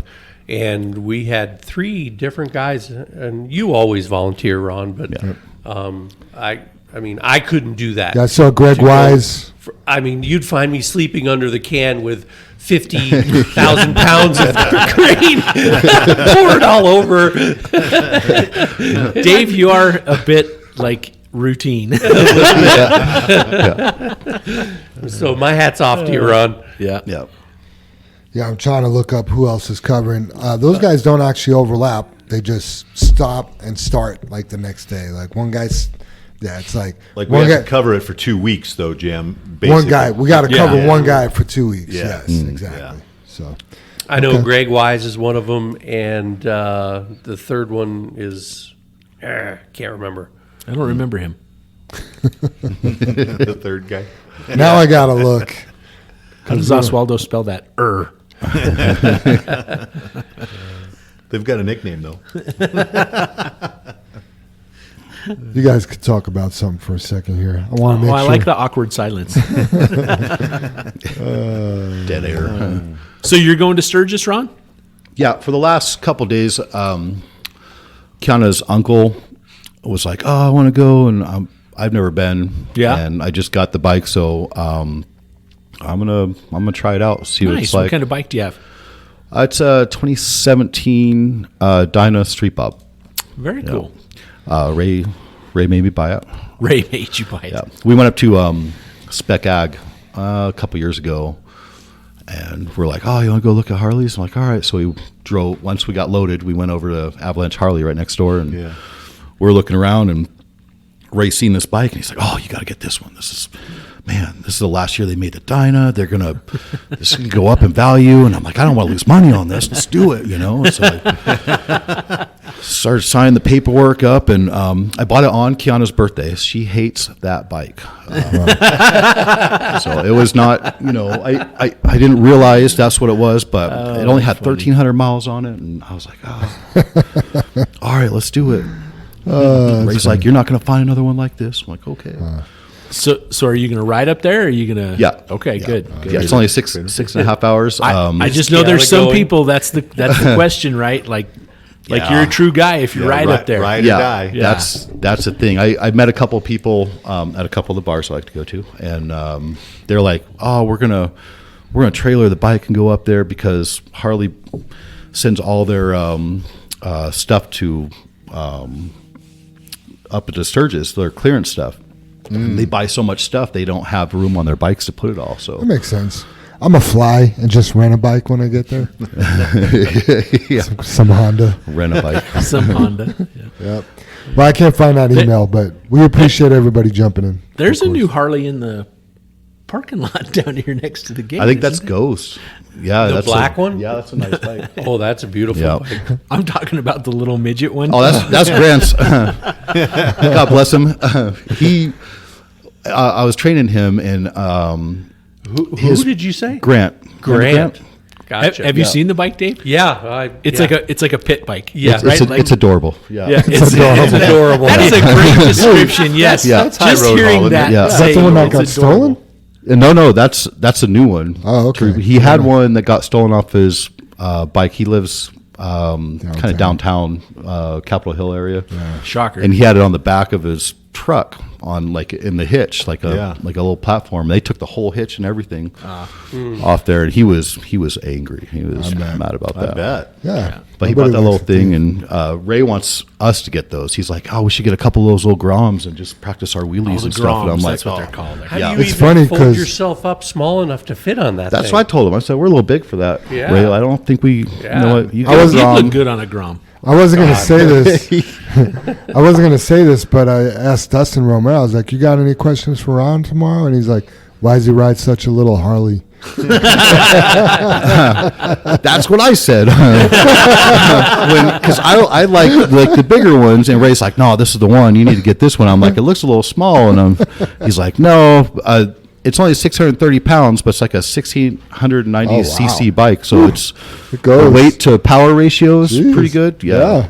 And I'm comfortable on it now. I haven't tried any wheelies yet, but Sounds fast. Save that for Sturgis. I watch the videos. Yeah. I'm learning on YouTube how to do it. Ron You was, should start on one wheel and end on one wheel. yeah. I like keeping both wheels on the ground, or I fall. Yeah. So, Some fall with both wheels on the ground.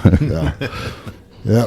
Ron, being a go-to guy, I know you probably do a lot of different things every day. You're probably not really hardwired or anything. Do you ever complain about your dispatch? Nope, never have. I remember when I first started here, I got myself established, and then I would go every day. I would be in that office down there saying hi and making myself known, and then I would ask for things I wanted. Like when Fair Plays started going, I really liked doing Fair Plays. That's back when I was getting here at 4 o'clock in the morning. Oh, those days are over. Yeah, it's been a minute. I was here at 4 this morning, though. Yeah, thank you. So I would ask them what, if I could, if they had a chance, could I just do Fair Play? So I could get up early and I could be out of town. But now I don't ask or don't complain about anything. I know there's some runs that people don't like to do, and I think they spread those out with everybody. So Sure. when it's your turn to take a bite of the shit sandwich, you take your bite and go. There you go. Yep. Now, you were over at Yard 23 for a bit. Were you at the West Yard when we were at the West Yard? I was at the West Yard. And then Yeah. migrated over to Yard 23, and now you're back at the main yard. What's Yeah. it like coming back over here? It's good seeing everybody again, Yeah. like at the fuel island and everything. Nice. I like it. I like seeing everybody again. That's good. We like seeing everybody, too. Yeah. There's a few guys that come over here from the West Yard, and they're just, like, overwhelmed. They're like, wow, there's just so much going on here. And Yeah. there's so many Busy and supervisors. And, Yeah. like, there's just, it's just like a Grand Central Station compared to, Yeah. the Prairie or something like that. As far as training, are you still training for JFW? No, it goes back to my start times have Oh, yeah. dwindled a little bit. I think that's why they stopped asking me, because it all started when we bought that house, and I started working on it, and I was up till like 11 o'clock because we did a lot of work to it, and then I just started coming in a little bit later, and I started getting in trouble for being late, and then and then I just never got back to the 4 a.m. start time again. Right. So I love your honesty, man. Yeah. You know, Ray, you just finished training Grant. His name is Ron, yeah. by the way. well, Sorry. here's the thing with Talking Grant. about Ray. Grant, I referred thought it was a here, nickname. and I asked you in his case, because I have a dog in this fight. I want him to make his 90 days at least, so I can get my $2 grand. So, Ulterior motive. yeah, let me train this guy. Make sure. Yeah. Ron, what's your favorite line in the Creed, and how does your life exemplify it? Mine is the we joyfully create honest value for those we serve. Number 3. Very good. You did remember. Yeah. I'm a big on truth and people not being fake and lying and the honest value part really kind of speaks to me. I could testify for that. Ron called me 2 days ago or texted me, and I never got back to him. And he was like, I need to tell on myself about something. And I'm like, please don't. Just Had a guilty conscience. I thought you were going to go, yes, for Friday off. I got to tell you the truth. I need Friday off. Oh, man, it was funny because I sent out that Paycom announcement, and it was like 30 minutes later, somebody called me, hey, Jam, I'm trying to request this day off, and it won't let me. And then he saw the announcement later. Oh, no. Yeah, it was so funny. Yeah, Ron, I think you are very honest, and, yeah, you're a stand-up guy. What kind of changes would you like to see amongst the fleet? By the way, I looked up the word amongst because I wrote amongst. I'm like, why did I write amongst instead of among? Amongst is more like European, and among is more American. I went with amongst. But you went with amongst. Yep. What kind of changes would you like to see amongst the fleet? I think we've been doing good lately, but staying out of the left lane on 85 is kind of a pet peeve of mine. When I get passing somebody that's going slow or whatever, get back over. Like when you see them in the left lane, light to light to light, when there's room to get over, it. I don't say anything about it because I'm not that guy, but on the inside, I'm like, get the hell over, man. Like, what are you doing? Like, I seen Jack 002 yesterday, and this is why I don't tell people to get over, because we were going through Bromley, and he's out in the left lane, and I was in the right lane, and nobody's to his right or anything. I'm like, why don't you? I'm thinking about it. I didn't know it was Jack, though, at the time, and I was like, oh, yeah. Should I say something? And then he took a left at that Johnson dog. I'm so glad that I didn't say anything, especially as Jack. I was like, oh, well, okay, if he's going to turn there, I understand why you're in the left lane now. So How dare I'm you. glad you finished like that, Ron, because Yeah. I'm like, okay, you don't want to call a guy out on the radio, but you're calling him out on the podcast. Oh, no. If he was in the left lane the whole time and stayed straight, I wouldn't have mentioned the truck number. I'll call Jack Oquendo Mejia out on the podcast. Yeah, I can never remember his last name. There's a lot going on Well, you there. kind of need to be in that left lane to make a left turn, don't you?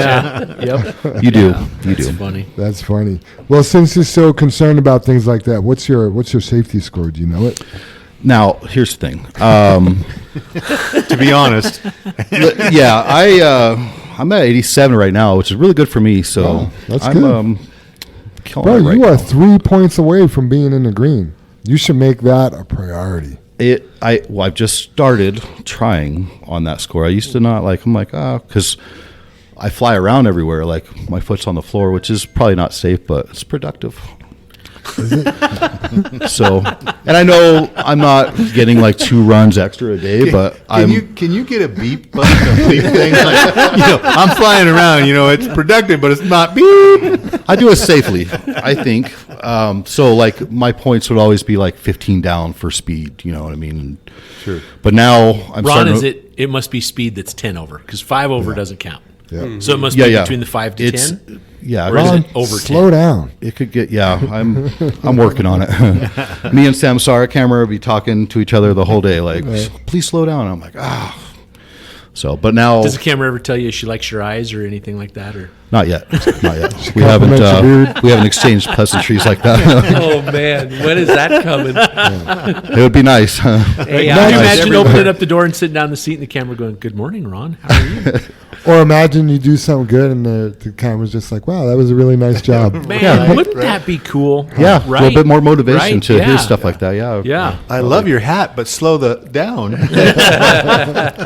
Maybe for now we'll just get JR to call me and be like, hey, good job today Right? on Yeah. your speed. Get And you got to make the voice sound like Hal from the movie. Good morning, Dave. That's freaky. That was freaky because that was too close. Right? Good morning, Dave. Oh, man. Ron, did you bring anything to the podcast you want to discuss? Do I want to just? Oh, well. Here's one thing that gets me, and I've told a couple people about this before. I mentioned it yesterday, but there's a lot of traffic on the radio in the mornings and in the afternoons, and everybody's like, in the morning, truck going out the south gate. Everybody is going out the south gate in the morning. The only time I think you should have to announce when you're going is when you're in the morning. If you're going in the south gate, you should announce. Agreed. And in the afternoon, if you're going out, you should announce. So it's okay when I do it, when I'm headed out for a because you're test going drive, out huh? in the afternoon when everybody's coming in. It's So if okay. everybody's coming in, you don't need to say truck coming in the south gate in the afternoon. So basically, the opposite of what the majority does right now. Right. Yeah. Right? That's the only person, because when you're going out in the morning, everybody's, truck going out the south gate. The only people that would benefit from that information are in their four-wheelers and Without don't have radio, a company right? radio. Yeah. And Why do we have? I benefit from it because I have a radio. Right. Well, you're here before most of everybody's coming out anyway, so I think. Sometimes. There's a few guys, but Yeah. it's funny, Ron, you bring that up, and I've wanted to, say something about it, but you just let it slide because I like the guy that's, 4:15 or 4:20 going out the south gate. I'm like, well, Yeah. at least nobody's going to be in Yeah. his way. 3:45, backing out of the wash bay. Yeah. You backing up, buddy. There's not another truck running in the whole yard. And Right. yet I'm backing out of the Right, wash right. bay. Yeah, when I wash my truck on Sundays after I work, I'm gonna start announcing that truck washing out, coming out the back, the wash bay. That's funny. Yeah, Communication is key, though, Ron. That's what we try to go after, right? I get that. I get that. Yeah, yeah. Communicate at the right time. If you're coming in the morning when everybody's going out, communicate that. Yep. You don't have to communicate. So shall I give you a holler? Hey, Ron, I'm backing out of the wash bay. Yeah, I think. Yeah, now after saying that, I might get a lot of. I'm going to text him when I'm leaving Yeah. the house, backing out of the garage. That'd be nice. I could get out of bed at that point. Thanks, I was almost late today. Dave woke me up. I'm on my way. Yeah. Logging out of Paycom. We'll see though, Ron, how many people listen to it and how Yeah. they all take it, because it's kind of like what you just said. It's kind of like announcing the blackout dates. Oh, yeah. You know, there's some common sense with that, but there is some common sense not announcing that you're going the same direction everybody's going at that time. So yeah. Funny. All right, let's move on to questions from the audience. This is a really good question from a really. No, I'm just kidding. This is a question for me. What is the JFW leadership team lacking, and where do you think we can improve as leaders?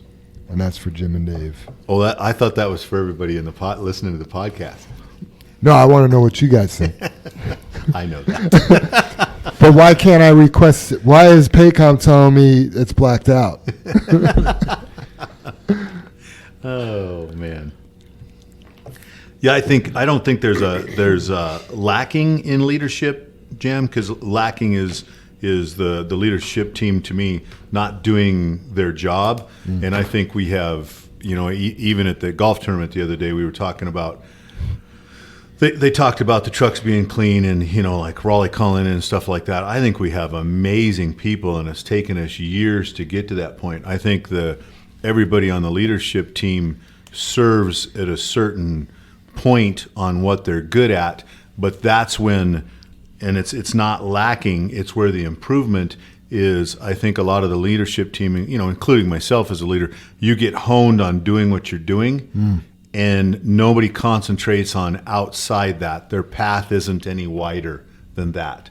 And, as improvement, again, not improvement, but helpful for everybody to not just look in their lane, to look outside their lane, I think would be helpful for everything, and that would be an improvement, but not an improvement over what's being done, because we're doing a great job now, Jam. Understood. Just get more of a big picture. Yeah. Let me And write that down.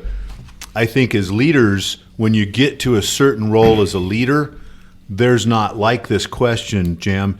You have to internally ask yourself that, because me and Dave don't have leaders, right?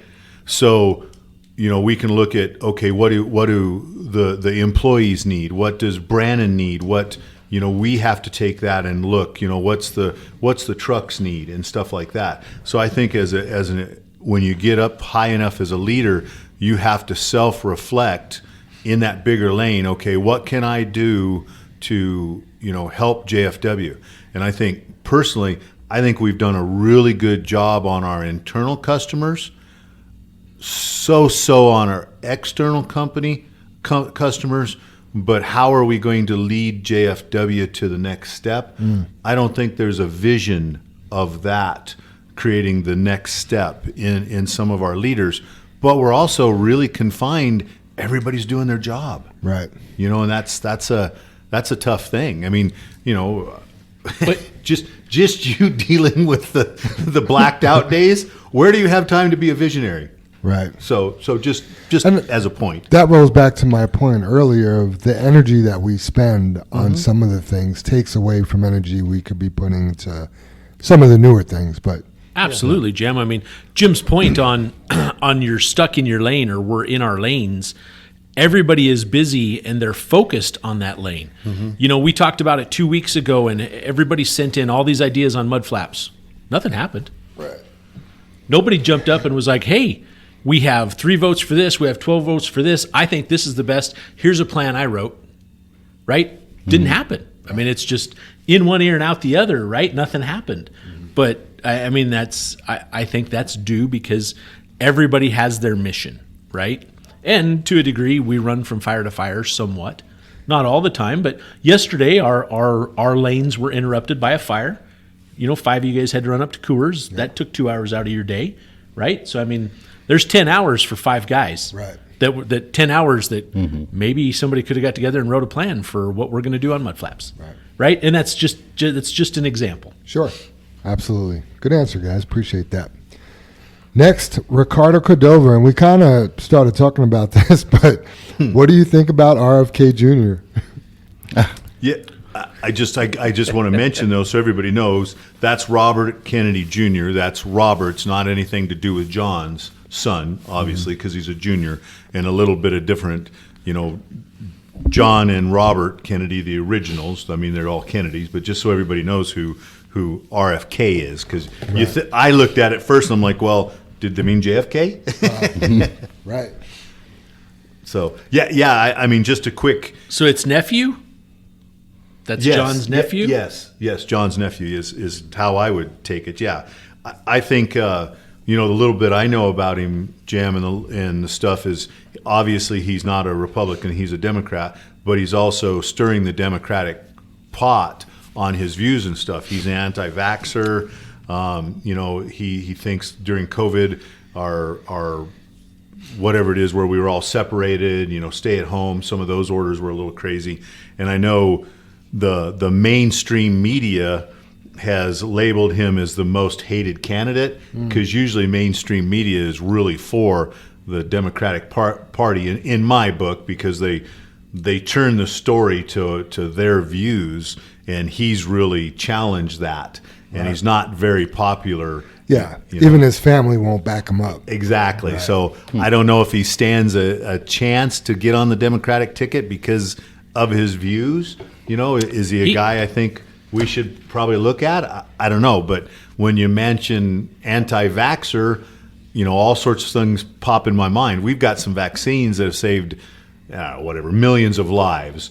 But is COVID one of those? I don't know. There's a lot of deal. I would rather have a guy that you could, or a woman, doesn't matter to me, somebody you can talk about with the issues, understands both sides, and let's pick a path that's not challenged or directed by big business or my governmental gains. It's what's best for the nation. That just doesn't seem to happen. So my take on that person. So. Gotcha. Ron, you have any questions? Does anybody else want to chime in on our RFK? I didn't know who he was till yesterday. I looked it up. I just saw his family doesn't like him, and I'm like, oh, and he's a Democrat. I'm done. Right? Yeah, that's what I mean. I've listened, Jam. It was more just to listen to this Right. piece. Dave actually knew that. Brother Yes. Dave actually knew that he has a problem with his voice. You know, you That's knew, all I knew about the guy. I mean, that is the only thing I knew about Yeah, him. You yeah. know, so So he's hard It- time to stand, just like the current. it's really president. weird here because I pulled it up and it's like press RFK Jr.'s presidential run brings shame to family name, and it's really weird because you're sitting here talking about how he's a Democrat, and it says U.S. 2024 presidential hopeful Robert Kennedy Jr., Republican, speaks during an address to the New Hampshire Senate, and yet the next sentence says today's Republican and Democratic parties are both beleaguered by purveyors of wild conspiracy theories. The Republican Party is stuck with Representative Marjorie Taylor Greene, Republican. The Democratic Party is saddled with Robert F. Kennedy Jr. So, Yeah, what the he's- hell are they talking about? I don't know, because uh, he's running on the Democratic ticket against Joe. Yeah, Biden. Yeah. So Wow. yeah, which they're not running. yeah. But I mean, they're not going to have a primary for him, to the best of my knowledge. he's the best to defeat him somehow. Gotcha. On that ticket. I don't know how that works. He's challenging the president. Yeah, basically. yeah. Good for him for doing that. Shouldn't be much of a challenge. No, didn't think so. Especially if they go upstairs. I just saw. I just saw a video clip of him. It was actually some other representatives, like, you know, he calls one of the other politicians out and says, "How would you describe America?" And the guy says, "Home." And he's like, "Okay, so home, that's a good description." You use one word to describe America. So then he plays this clip of Joe Biden describing America, and he's like, "We could describe America with one word." And he like mumbles like he mumbles Stuttered. like 10 words, funny. you know, and he's like, it was just, yeah, it was bad. Well, I think we've all been sandbagged. Yeah. Oh man. All right. Ron, did you have any questions for the brothers? I do have one. Like, it was weird because you were just mentioning like GFW's vision, and I was kind of, I'm wondering because you guys are doing a lot, to me, amazing things like with your company. Are you where you thought you would be now, like, or could get to, or are you behind like your goals? Are they? How do I rephrase this? I should have written it down, but like I want to know if you guys expected to get this big or successful, or do you wish you were bigger by now, or like? It's funny, Ron, because we get. I'm not sure if your real question is our size, and we get that size he's question. asking, did you have a plan? Well, you know, like or have in- we in- met our goals? Yeah. yeah, your That's- vision of what the company is today. Like, are you Sure. on track or Sure. behind, or But a lot of people relate it to size. Like, Yeah. did you think you'd get to this size? And I just talked to, I don't know how many people still remember Sweetman. I call him J3, but not Jim Sweetman, not the Jimmy last Sweetman, one left. but Jimmy Sweetman, Yeah. right? The last one alive, right? And he's 44. I just talked to him yesterday, and he asked how many trucks we had, and I told him, and he was like, "Oh my God." He's like, "I can't believe that." And I don't think to Jim and I that even really matters, Ron, because it's not the number of trucks, it's the perfection of it, right? We want it to be perfect. Yeah. It doesn't matter if it's 2 or 200. It's the process, you know. We want to get a phone call from people like Rolly Purifoy every day. Yeah. That everything we did was perfect, you know, and you can call it controlling or however you want to call it, but you know, like this morning we had a driver drive out of the driveway, and I mean, Ron, you've worked here for 4 years. Every single stinking day, we yell at somebody for going out the driveway too damn fast. I heard it this morning on the At radio. what yeah. point is that going to sink in that A, you're not going to go out the driveway too fast, B, you're going to have your damn radio on, C, you're going to answer, or it's just not going to happen. And those are the things that like get frustrating for me. They're the ultimate grind, right? Of how did we not push the point this is how you exit our facility, or any facility for that matter, right? Yeah. But especially if you're going to be sitting here with the owners watching you leave, shouldn't you be on your best behavior? But to get back to your question, Ron, with goals, and I can't answer this for Jim, but it sounds kind of stupid, and I don't remember the specific details of it, but Matthew McConaughey won an award. I don't even remember what award it was, and he said he looked back on himself, or he posed the question to himself, where am I going to be in 10 years? And then he asked himself in 10 years. For me, we're not there yet. Right? 10 years ago, we weren't there yet. 5 years ago, we weren't there yet. Today, we're not there yet. Is that because we're still speeding out of the driveway, or is that the perfection you're looking for? And we still hit the gate post. That's a part of it, Ron. Yeah, it is. It's a part of it. But there's also, financial strategies as far as the success that, we can pass down to all the employees, and equipment goals, and our new facility, and there is just so much going on, that for me, and I don't want to answer for Jim, but for me, we're not there. We're close. We could potentially be there maybe in 5 years, but it's close. And I guess it's not the destination, it's the journey. And I guess that's what pushes me every day is, man, I want this little piece better. I want this little piece better. And, we've set back, just continuously, I feel like since the very first day I stepped foot in here, it's like, oh, this needs to be better. Oh, this needs to be better. Oh, we need, and it could be as stupid as a shelf in the shop. Oh, this needs to be better. Oh, we need to stock these parts. Oh, we need to have these tires.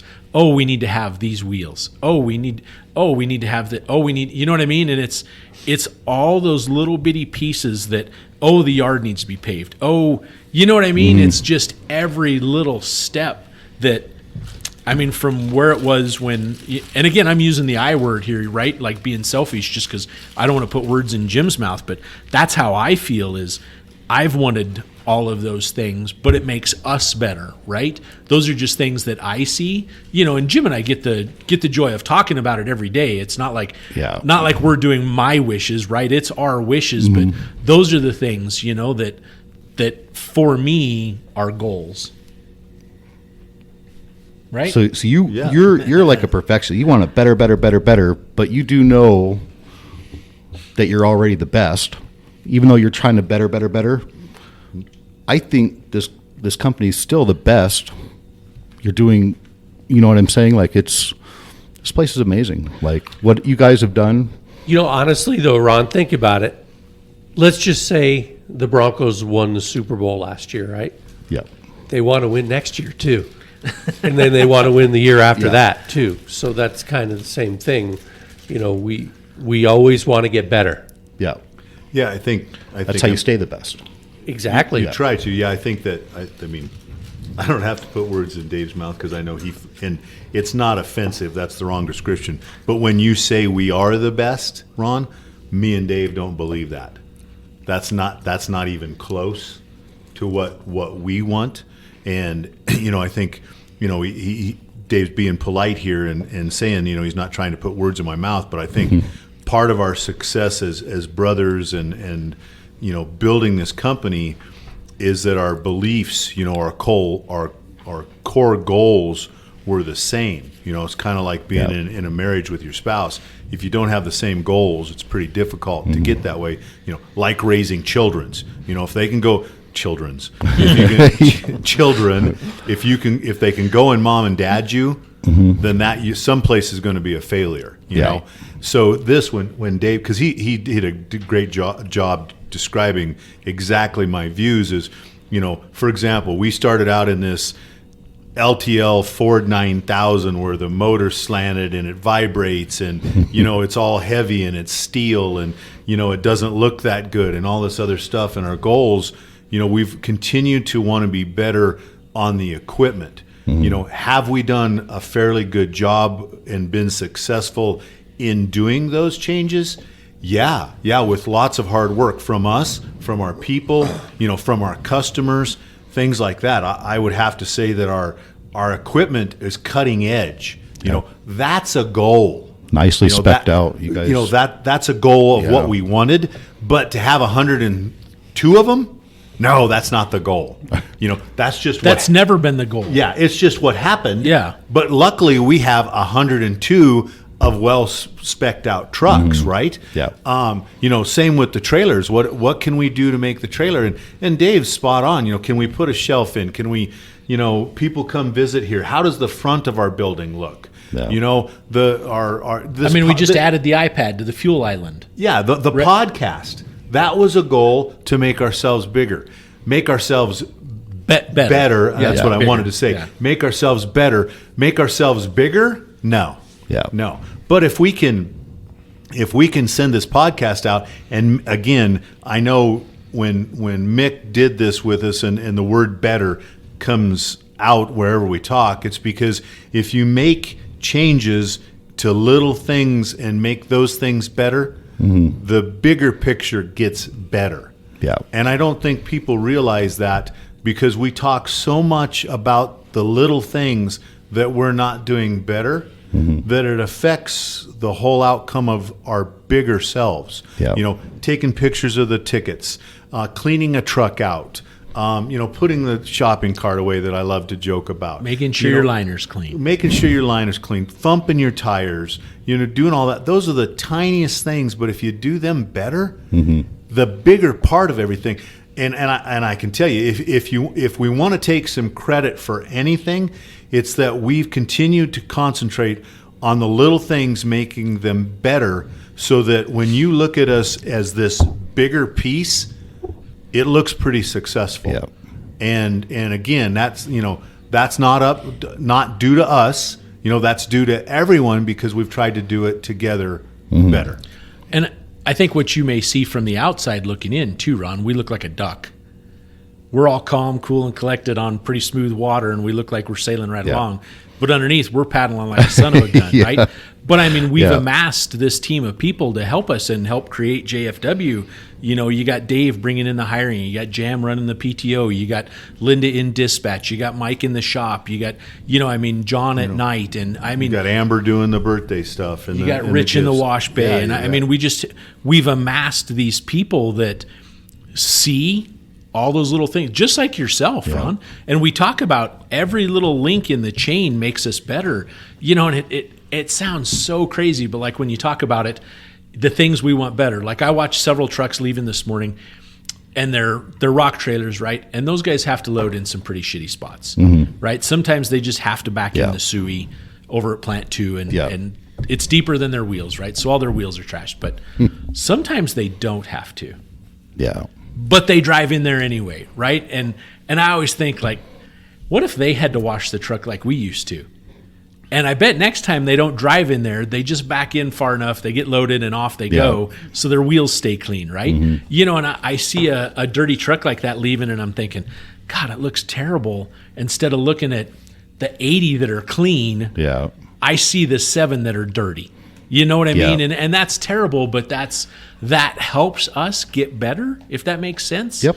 But I mean, we're just blessed to have, I mean, seriously, every square inch of our team has winners in it, you know, Yeah. from every aspect. I And I completely know, agree with that. like Jim said, I don't want to use the word complain, but I mean, we just had that guy leave out of the driveway this morning, and it's like, dude, what are you thinking? You know, so But yeah. we'd you know, and it might sound like we're mad at him or something like that, but we know if he'd slow up, he will be better. Yes. Yeah. And that's better for a person on the ground. That's better for the truck. It's better for him and his body. You know, it is just Yeah. plain better than beating himself up. And you know, bottom line, safer. You know, because when you're better, you're safer. Yeah. That's all there is to it. So that's the things we want, and we don't want to yell at the guy like slow the F down. We want to go, hey, this is the reason. You know, Look at the impact you just had on the front suspension on the truck. Yeah. Look at the impact you just bounced through the cab on when you're in control of it. You know, and those are things that I don't think they think of because no one's made them aware of it. yeah, and they're they're focused on doing a job. Yeah. There's a lot of things. From when I got here 4 years ago, I'm a completely different driver than what I was when I got here. And I thought I was a good driver when I got here. I was like, never had an accident. You know, I got a 1.5 million miles on me. But when I got here, there's so many things I do differently now that make me better because of the way you guys harp on everything all the time. And it's the same thing over and over and over. But I get why I love you hearing do that it. as bad as it sounds wrong. No, it's Over and over and over. Yeah, Right. The way you harp on things. And harping. No, you know. Is there a European word for that? Yeah. Is it harperness or instead of amongst? Yeah. You know, but it's good though. I'm not trying to make it sound bad. Like it might have sounded bad, but it did make me better overall. Like when I used to train, I would let them know every mistake that I've ever made, just the way you guys do. And you don't call people out. You don't say truck numbers or names. You're letting them know they made a mistake. Here's what we don't want anybody else to make that same mistake. You know what I mean? Learn from this. And that's how I used to teach my people. Like, here, this is the bin everybody hits. I'm backing up to it. Like, be really careful. And then I hit the bin, like, with Jasmine in the truck. I'm like, oh my God. That was the only thing I've ever done. I didn't fold a fender. We were talking about it yesterday. It was like a little scratch, but that was the one mistake I had. But I was. But Ron, I have to ask, how did you realize you hit it though? Well, I was watching it. It was in the mirror, and it was the first load at 12 in the morning of the sand bin, and I'm backing up, and there's a shadow. The sun's back there in the shadow, and I didn't know the shadow was right where the wall was, and I barely touched it. But you're going slow. You're paying attention. I'm exactly. Sure your Windows were down. Yeah, I was the watching whole it. bit. I And, guess that's back to the speed thing. That's the reason I kind of asking. This morning, you know, when we watched the one driver go out, you know, I still picture the scene in my head this morning, because what bothered me so much about it is we had a truck just sitting on the corner with his four-ways on. Okay, and I think the driver was in dispatch here, so he was blocking the stop sign in the corner. We have the neighbor across the street that's replacing their concrete and stuff. Their construction people are straight across from our driveway. They got a tandem and stuff, so the space is really only a one-car space or one truck out if you're totally straight. And the guy flew out, and that's the two pieces that you don't have time to think about in that situation. And it could be our own drivers coming in that caught that truck. And it's that situational awareness that we probably haven't mentioned for maybe an hour, that you get caught up in, that we want people to realize, because we've, just like you're saying, because we've had that problem. That's all. It's funny coming in. I didn't like the truck sitting there with the four-ways. Me neither. Because you can't see that north entrance very well, and the north entrance can't see the cars coming southbound. Yeah. You know, I was just like, that's just a bad place to sit. But we had a truck race out, Jam. See, Right. that's the difference. Yeah. You recognize that, and I think a lot of people do it. That's all we want to do. And you know, we're sitting here talking about it, and all I can think about is, how do we sound, Ron? We're harping on it, and I know you just mentioned that. You know, and we're picking on this driver. We've mentioned this driver several times, and we're talking about that situation. But we also, which overshadows, but we mentioned birthdays, we had shout outs, we have anniversaries, we have call-ins from customers, you know, the job we're doing on the road, you know, all of that, but us talking about the low road stuff overshadows that. Yeah. And that, but how else are we going to be, what's the key word? Better. If we don't talk about the stuff we learn from other people's mistakes. Yeah, just like it, and you don't call the driver out. Like, nobody knows who that is. Yeah. Like, I don't understand how people get mad at that. Like, it's nobody knows who you are, who did that. But we're all learning from your mistake. You know what I mean? And right. I don't know. Yeah. And if we do, we try to have a discussion, or we think the driver can handle that. Yeah. You know, just like the tailgate popping yesterday. There's like, I own it. Here's my reminder. Get back and look. That's wonderful. Yeah. Coleman handled that so well. Yeah. I learned from when it happened to Jason. When it happened to Jason after that, I was religious with that. I do not want to shovel that. He didn't handle the shovel very well, but that's funny. All right, safety topic of the week. We already addressed it. Ron Bugler wanted to talk about left lane usage, and we already did that. So moving on to tips and tricks. We got Ray Davis and Chris Beam contributed here. I'll go ahead and read Ray's tips and tricks first, and it's about tarps and tarping. Before you leave the yard, you should always check that your tarp is working properly in and out. If you're slip seating, you should just bump the tarp switch to see which way the tarp moves in and out. Do not hold the button. If you don't see it moving, the switch might be backwards. But always make sure it works before leaving the yard. Also, number one rule before heading to a pit, always have your tarp in so you know you could get loaded. Don't wait to get to the pit. You may go to open it and it won't work. Then you just wasted time driving to the pit and then having to drive back to the yard to get it fixed. Be proactive. Also, if your tarp is not working, get out and look and ask another driver to help look before you call the shop so you can explain what is wrong to the shop. Always have your tarp all the way in or all the way out. Never open halfway or a quarter of the way in or out. You need to go all the way in or out and then bump the switch back to release all the tension on the cables. Never use the tarp to push material if the material is too high.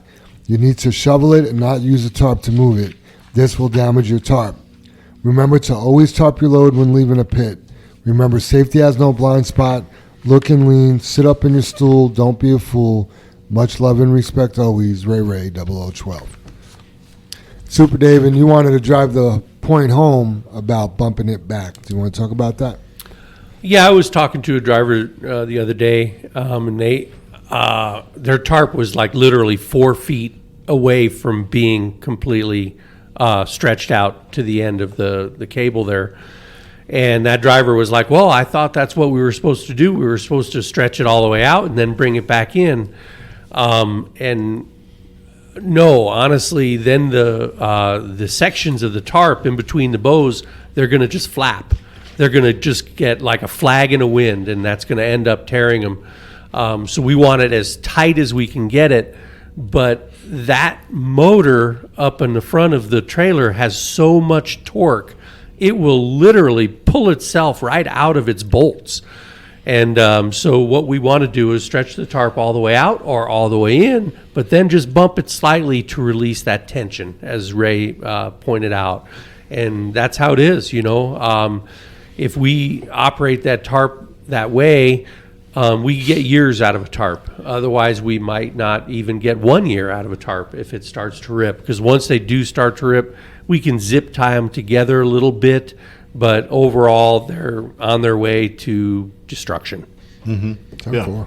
Yep. Good point. Yeah, I think the only thing I want to mention in this with the tarping is how sharply we turn on the job site or backing up. You're jackknifing.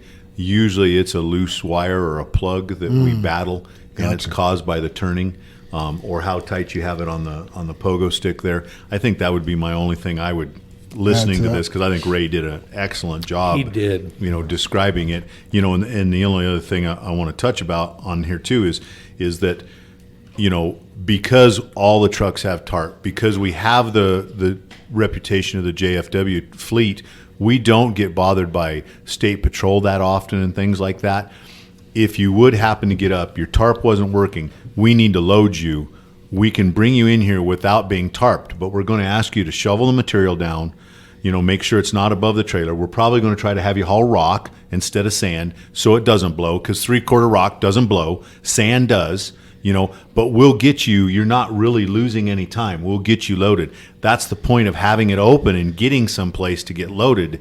And, you know, more than likely you can haul that whole load untarped and nobody's going to know whether you're loaded or not. And get someplace. You know, is it legal? No. Is it what needs to be done in that situation? Absolutely. But we're trying to stop that by asking you to check it. You know, that's where it all starts. You know, take the tension off of it so the tarp motor isn't under torque and all that stuff. So yeah, it is truly a tip and trick. Yep. That's what it is. Yeah, typically leaving the yard, I would suggest make sure your tarp rolls in and out. Make sure your box comes out of the saddle, that your hydraulics are working. Yeah. And make sure your lights are working. Yeah. You know, those are 3 things that you have to come back to the yard for. Among everything else. Amongst. Chris Beam. Podcast tips when delivering cores. Keep windows and doors closed as much as possible to avoid flies from taking over your cab. Also, when loading, especially local plants, if your route requires you to be 80,000 pounds, if you're 77,800 pounds, chances are you're going to lose more time than it's worth to go back and top off. An even better chance you'll end up over anyway. Now, if you're going to let's say you're going to the Springs or somewhere far, then yes, you want to maximize your load. For example, don't go to Colorado Springs at 74,300. So, great point. To me, if you're 78,000 or above and you're running a local plant, just go ahead and take it. Go. Yep. Because you go to get that extra ton to hit 80, now you're 83. Now you got to trim back off, and it's a crazy cycle you could get into there. Yep. Yeah, and Chris has done this job, long time. enough that he gets all that. He's learned it as a tip and trick, and he's always posing different questions because he's a thinker about the situations, and usually has valuable stuff. If we're gonna introduce something new or change something, we always like to throw it out to Chris because Chris thinks differently than us. He's outside the box, and he's not shrouded in our box going, it's like the NASA thing when the space shuttle blew up and all the engineers convinced themselves that there wasn't a problem, yet they knew what the problem was. And when they brought that 13th man in, he's like, what the hell? You all got the report that the gasket was bad and you still sent the space ship up? It doesn't make sense. So yeah, I like that about Chris, that he thinks different, but that's also just some common sense here. Yeah. Look down the road. Yeah, I remember the last thing we talked about, I brought to Chris, and his response was, oh, wow. Like, that's a good thing from Chris. Yeah. He was impressed. Yeah. I mean, Dave can probably do a better deal of explaining it, but he talked to Chris Beam yesterday, and Chris had some questions about Brannon. When are they going to kick off? When are they going to get busy? And I hope everybody realizes we have more rain than what we should have gotten all year already. Right. We set a record in June for the wettest June in history of keeping rain totals. We had the fourth rainiest May. I mean, we have unprecedented weather going on right now, and we're just hoping. I don't know what, if there is a chance to catch up, or if Brandon goes crazy. I don't know if we can keep up. Hopefully we can get through this next month and get rid of the backlog. But the last time I was at Brandon, they put up red X's. They have. I mean, just to put it, like if you walk into dispatch, they have a wall that's as long as dispatch, like where our logo's at. That's how big their wall is, of a chalkboard. And they write all their jobs down manually, even though, we have all these computer deals, and a guy's dispatching and working, and he just puts a red X when it's canceled. And the one day I was in there was at least, 15, 20 X's up on the board. But what none of us realize, I think I mentioned in the one podcast when I was talking to Theron, is Theron said that X could be 200 tons, could be 1,000, could be 10,000 ton job, could be 5. And when you look at all the X's, pretty soon you're at 50,000 tons of asphalt that's not being poured. I think we've been tremendously busy for the weather we've had on the concrete side, which we've been more than fortunate. I mean, I can't believe the work we have. It's been awesome. So, yeah, and Chris asking that was just a conversation, but that's what he's thinking of. He's going, are we going to bust loose here and then can't keep up? Well, it's been warm for 3 days and people are already losing their minds. So Some are, huh, Jam? Yeah. Sitting up at Fry. Yeah, and I mean, what's crazy too is, it just got warm, Right. and we still have so much standing water everywhere. It's ridiculous. Yeah, look at our yard, 23, right? Yeah, there. I mean, we have the holes are cattails muddy. growing over there. This week is going to help. Oh, for this sure. hot, dry week's going to help. Mm-hmm. So. Yeah. Yep. Awesome. Dry them holes out. Soup, you want to hit us with that high road hauling? Let's stay on the high road today, for sure. So I actually came across this article on Facebook, of all places, and I read it, and it's a little bit, on the dark side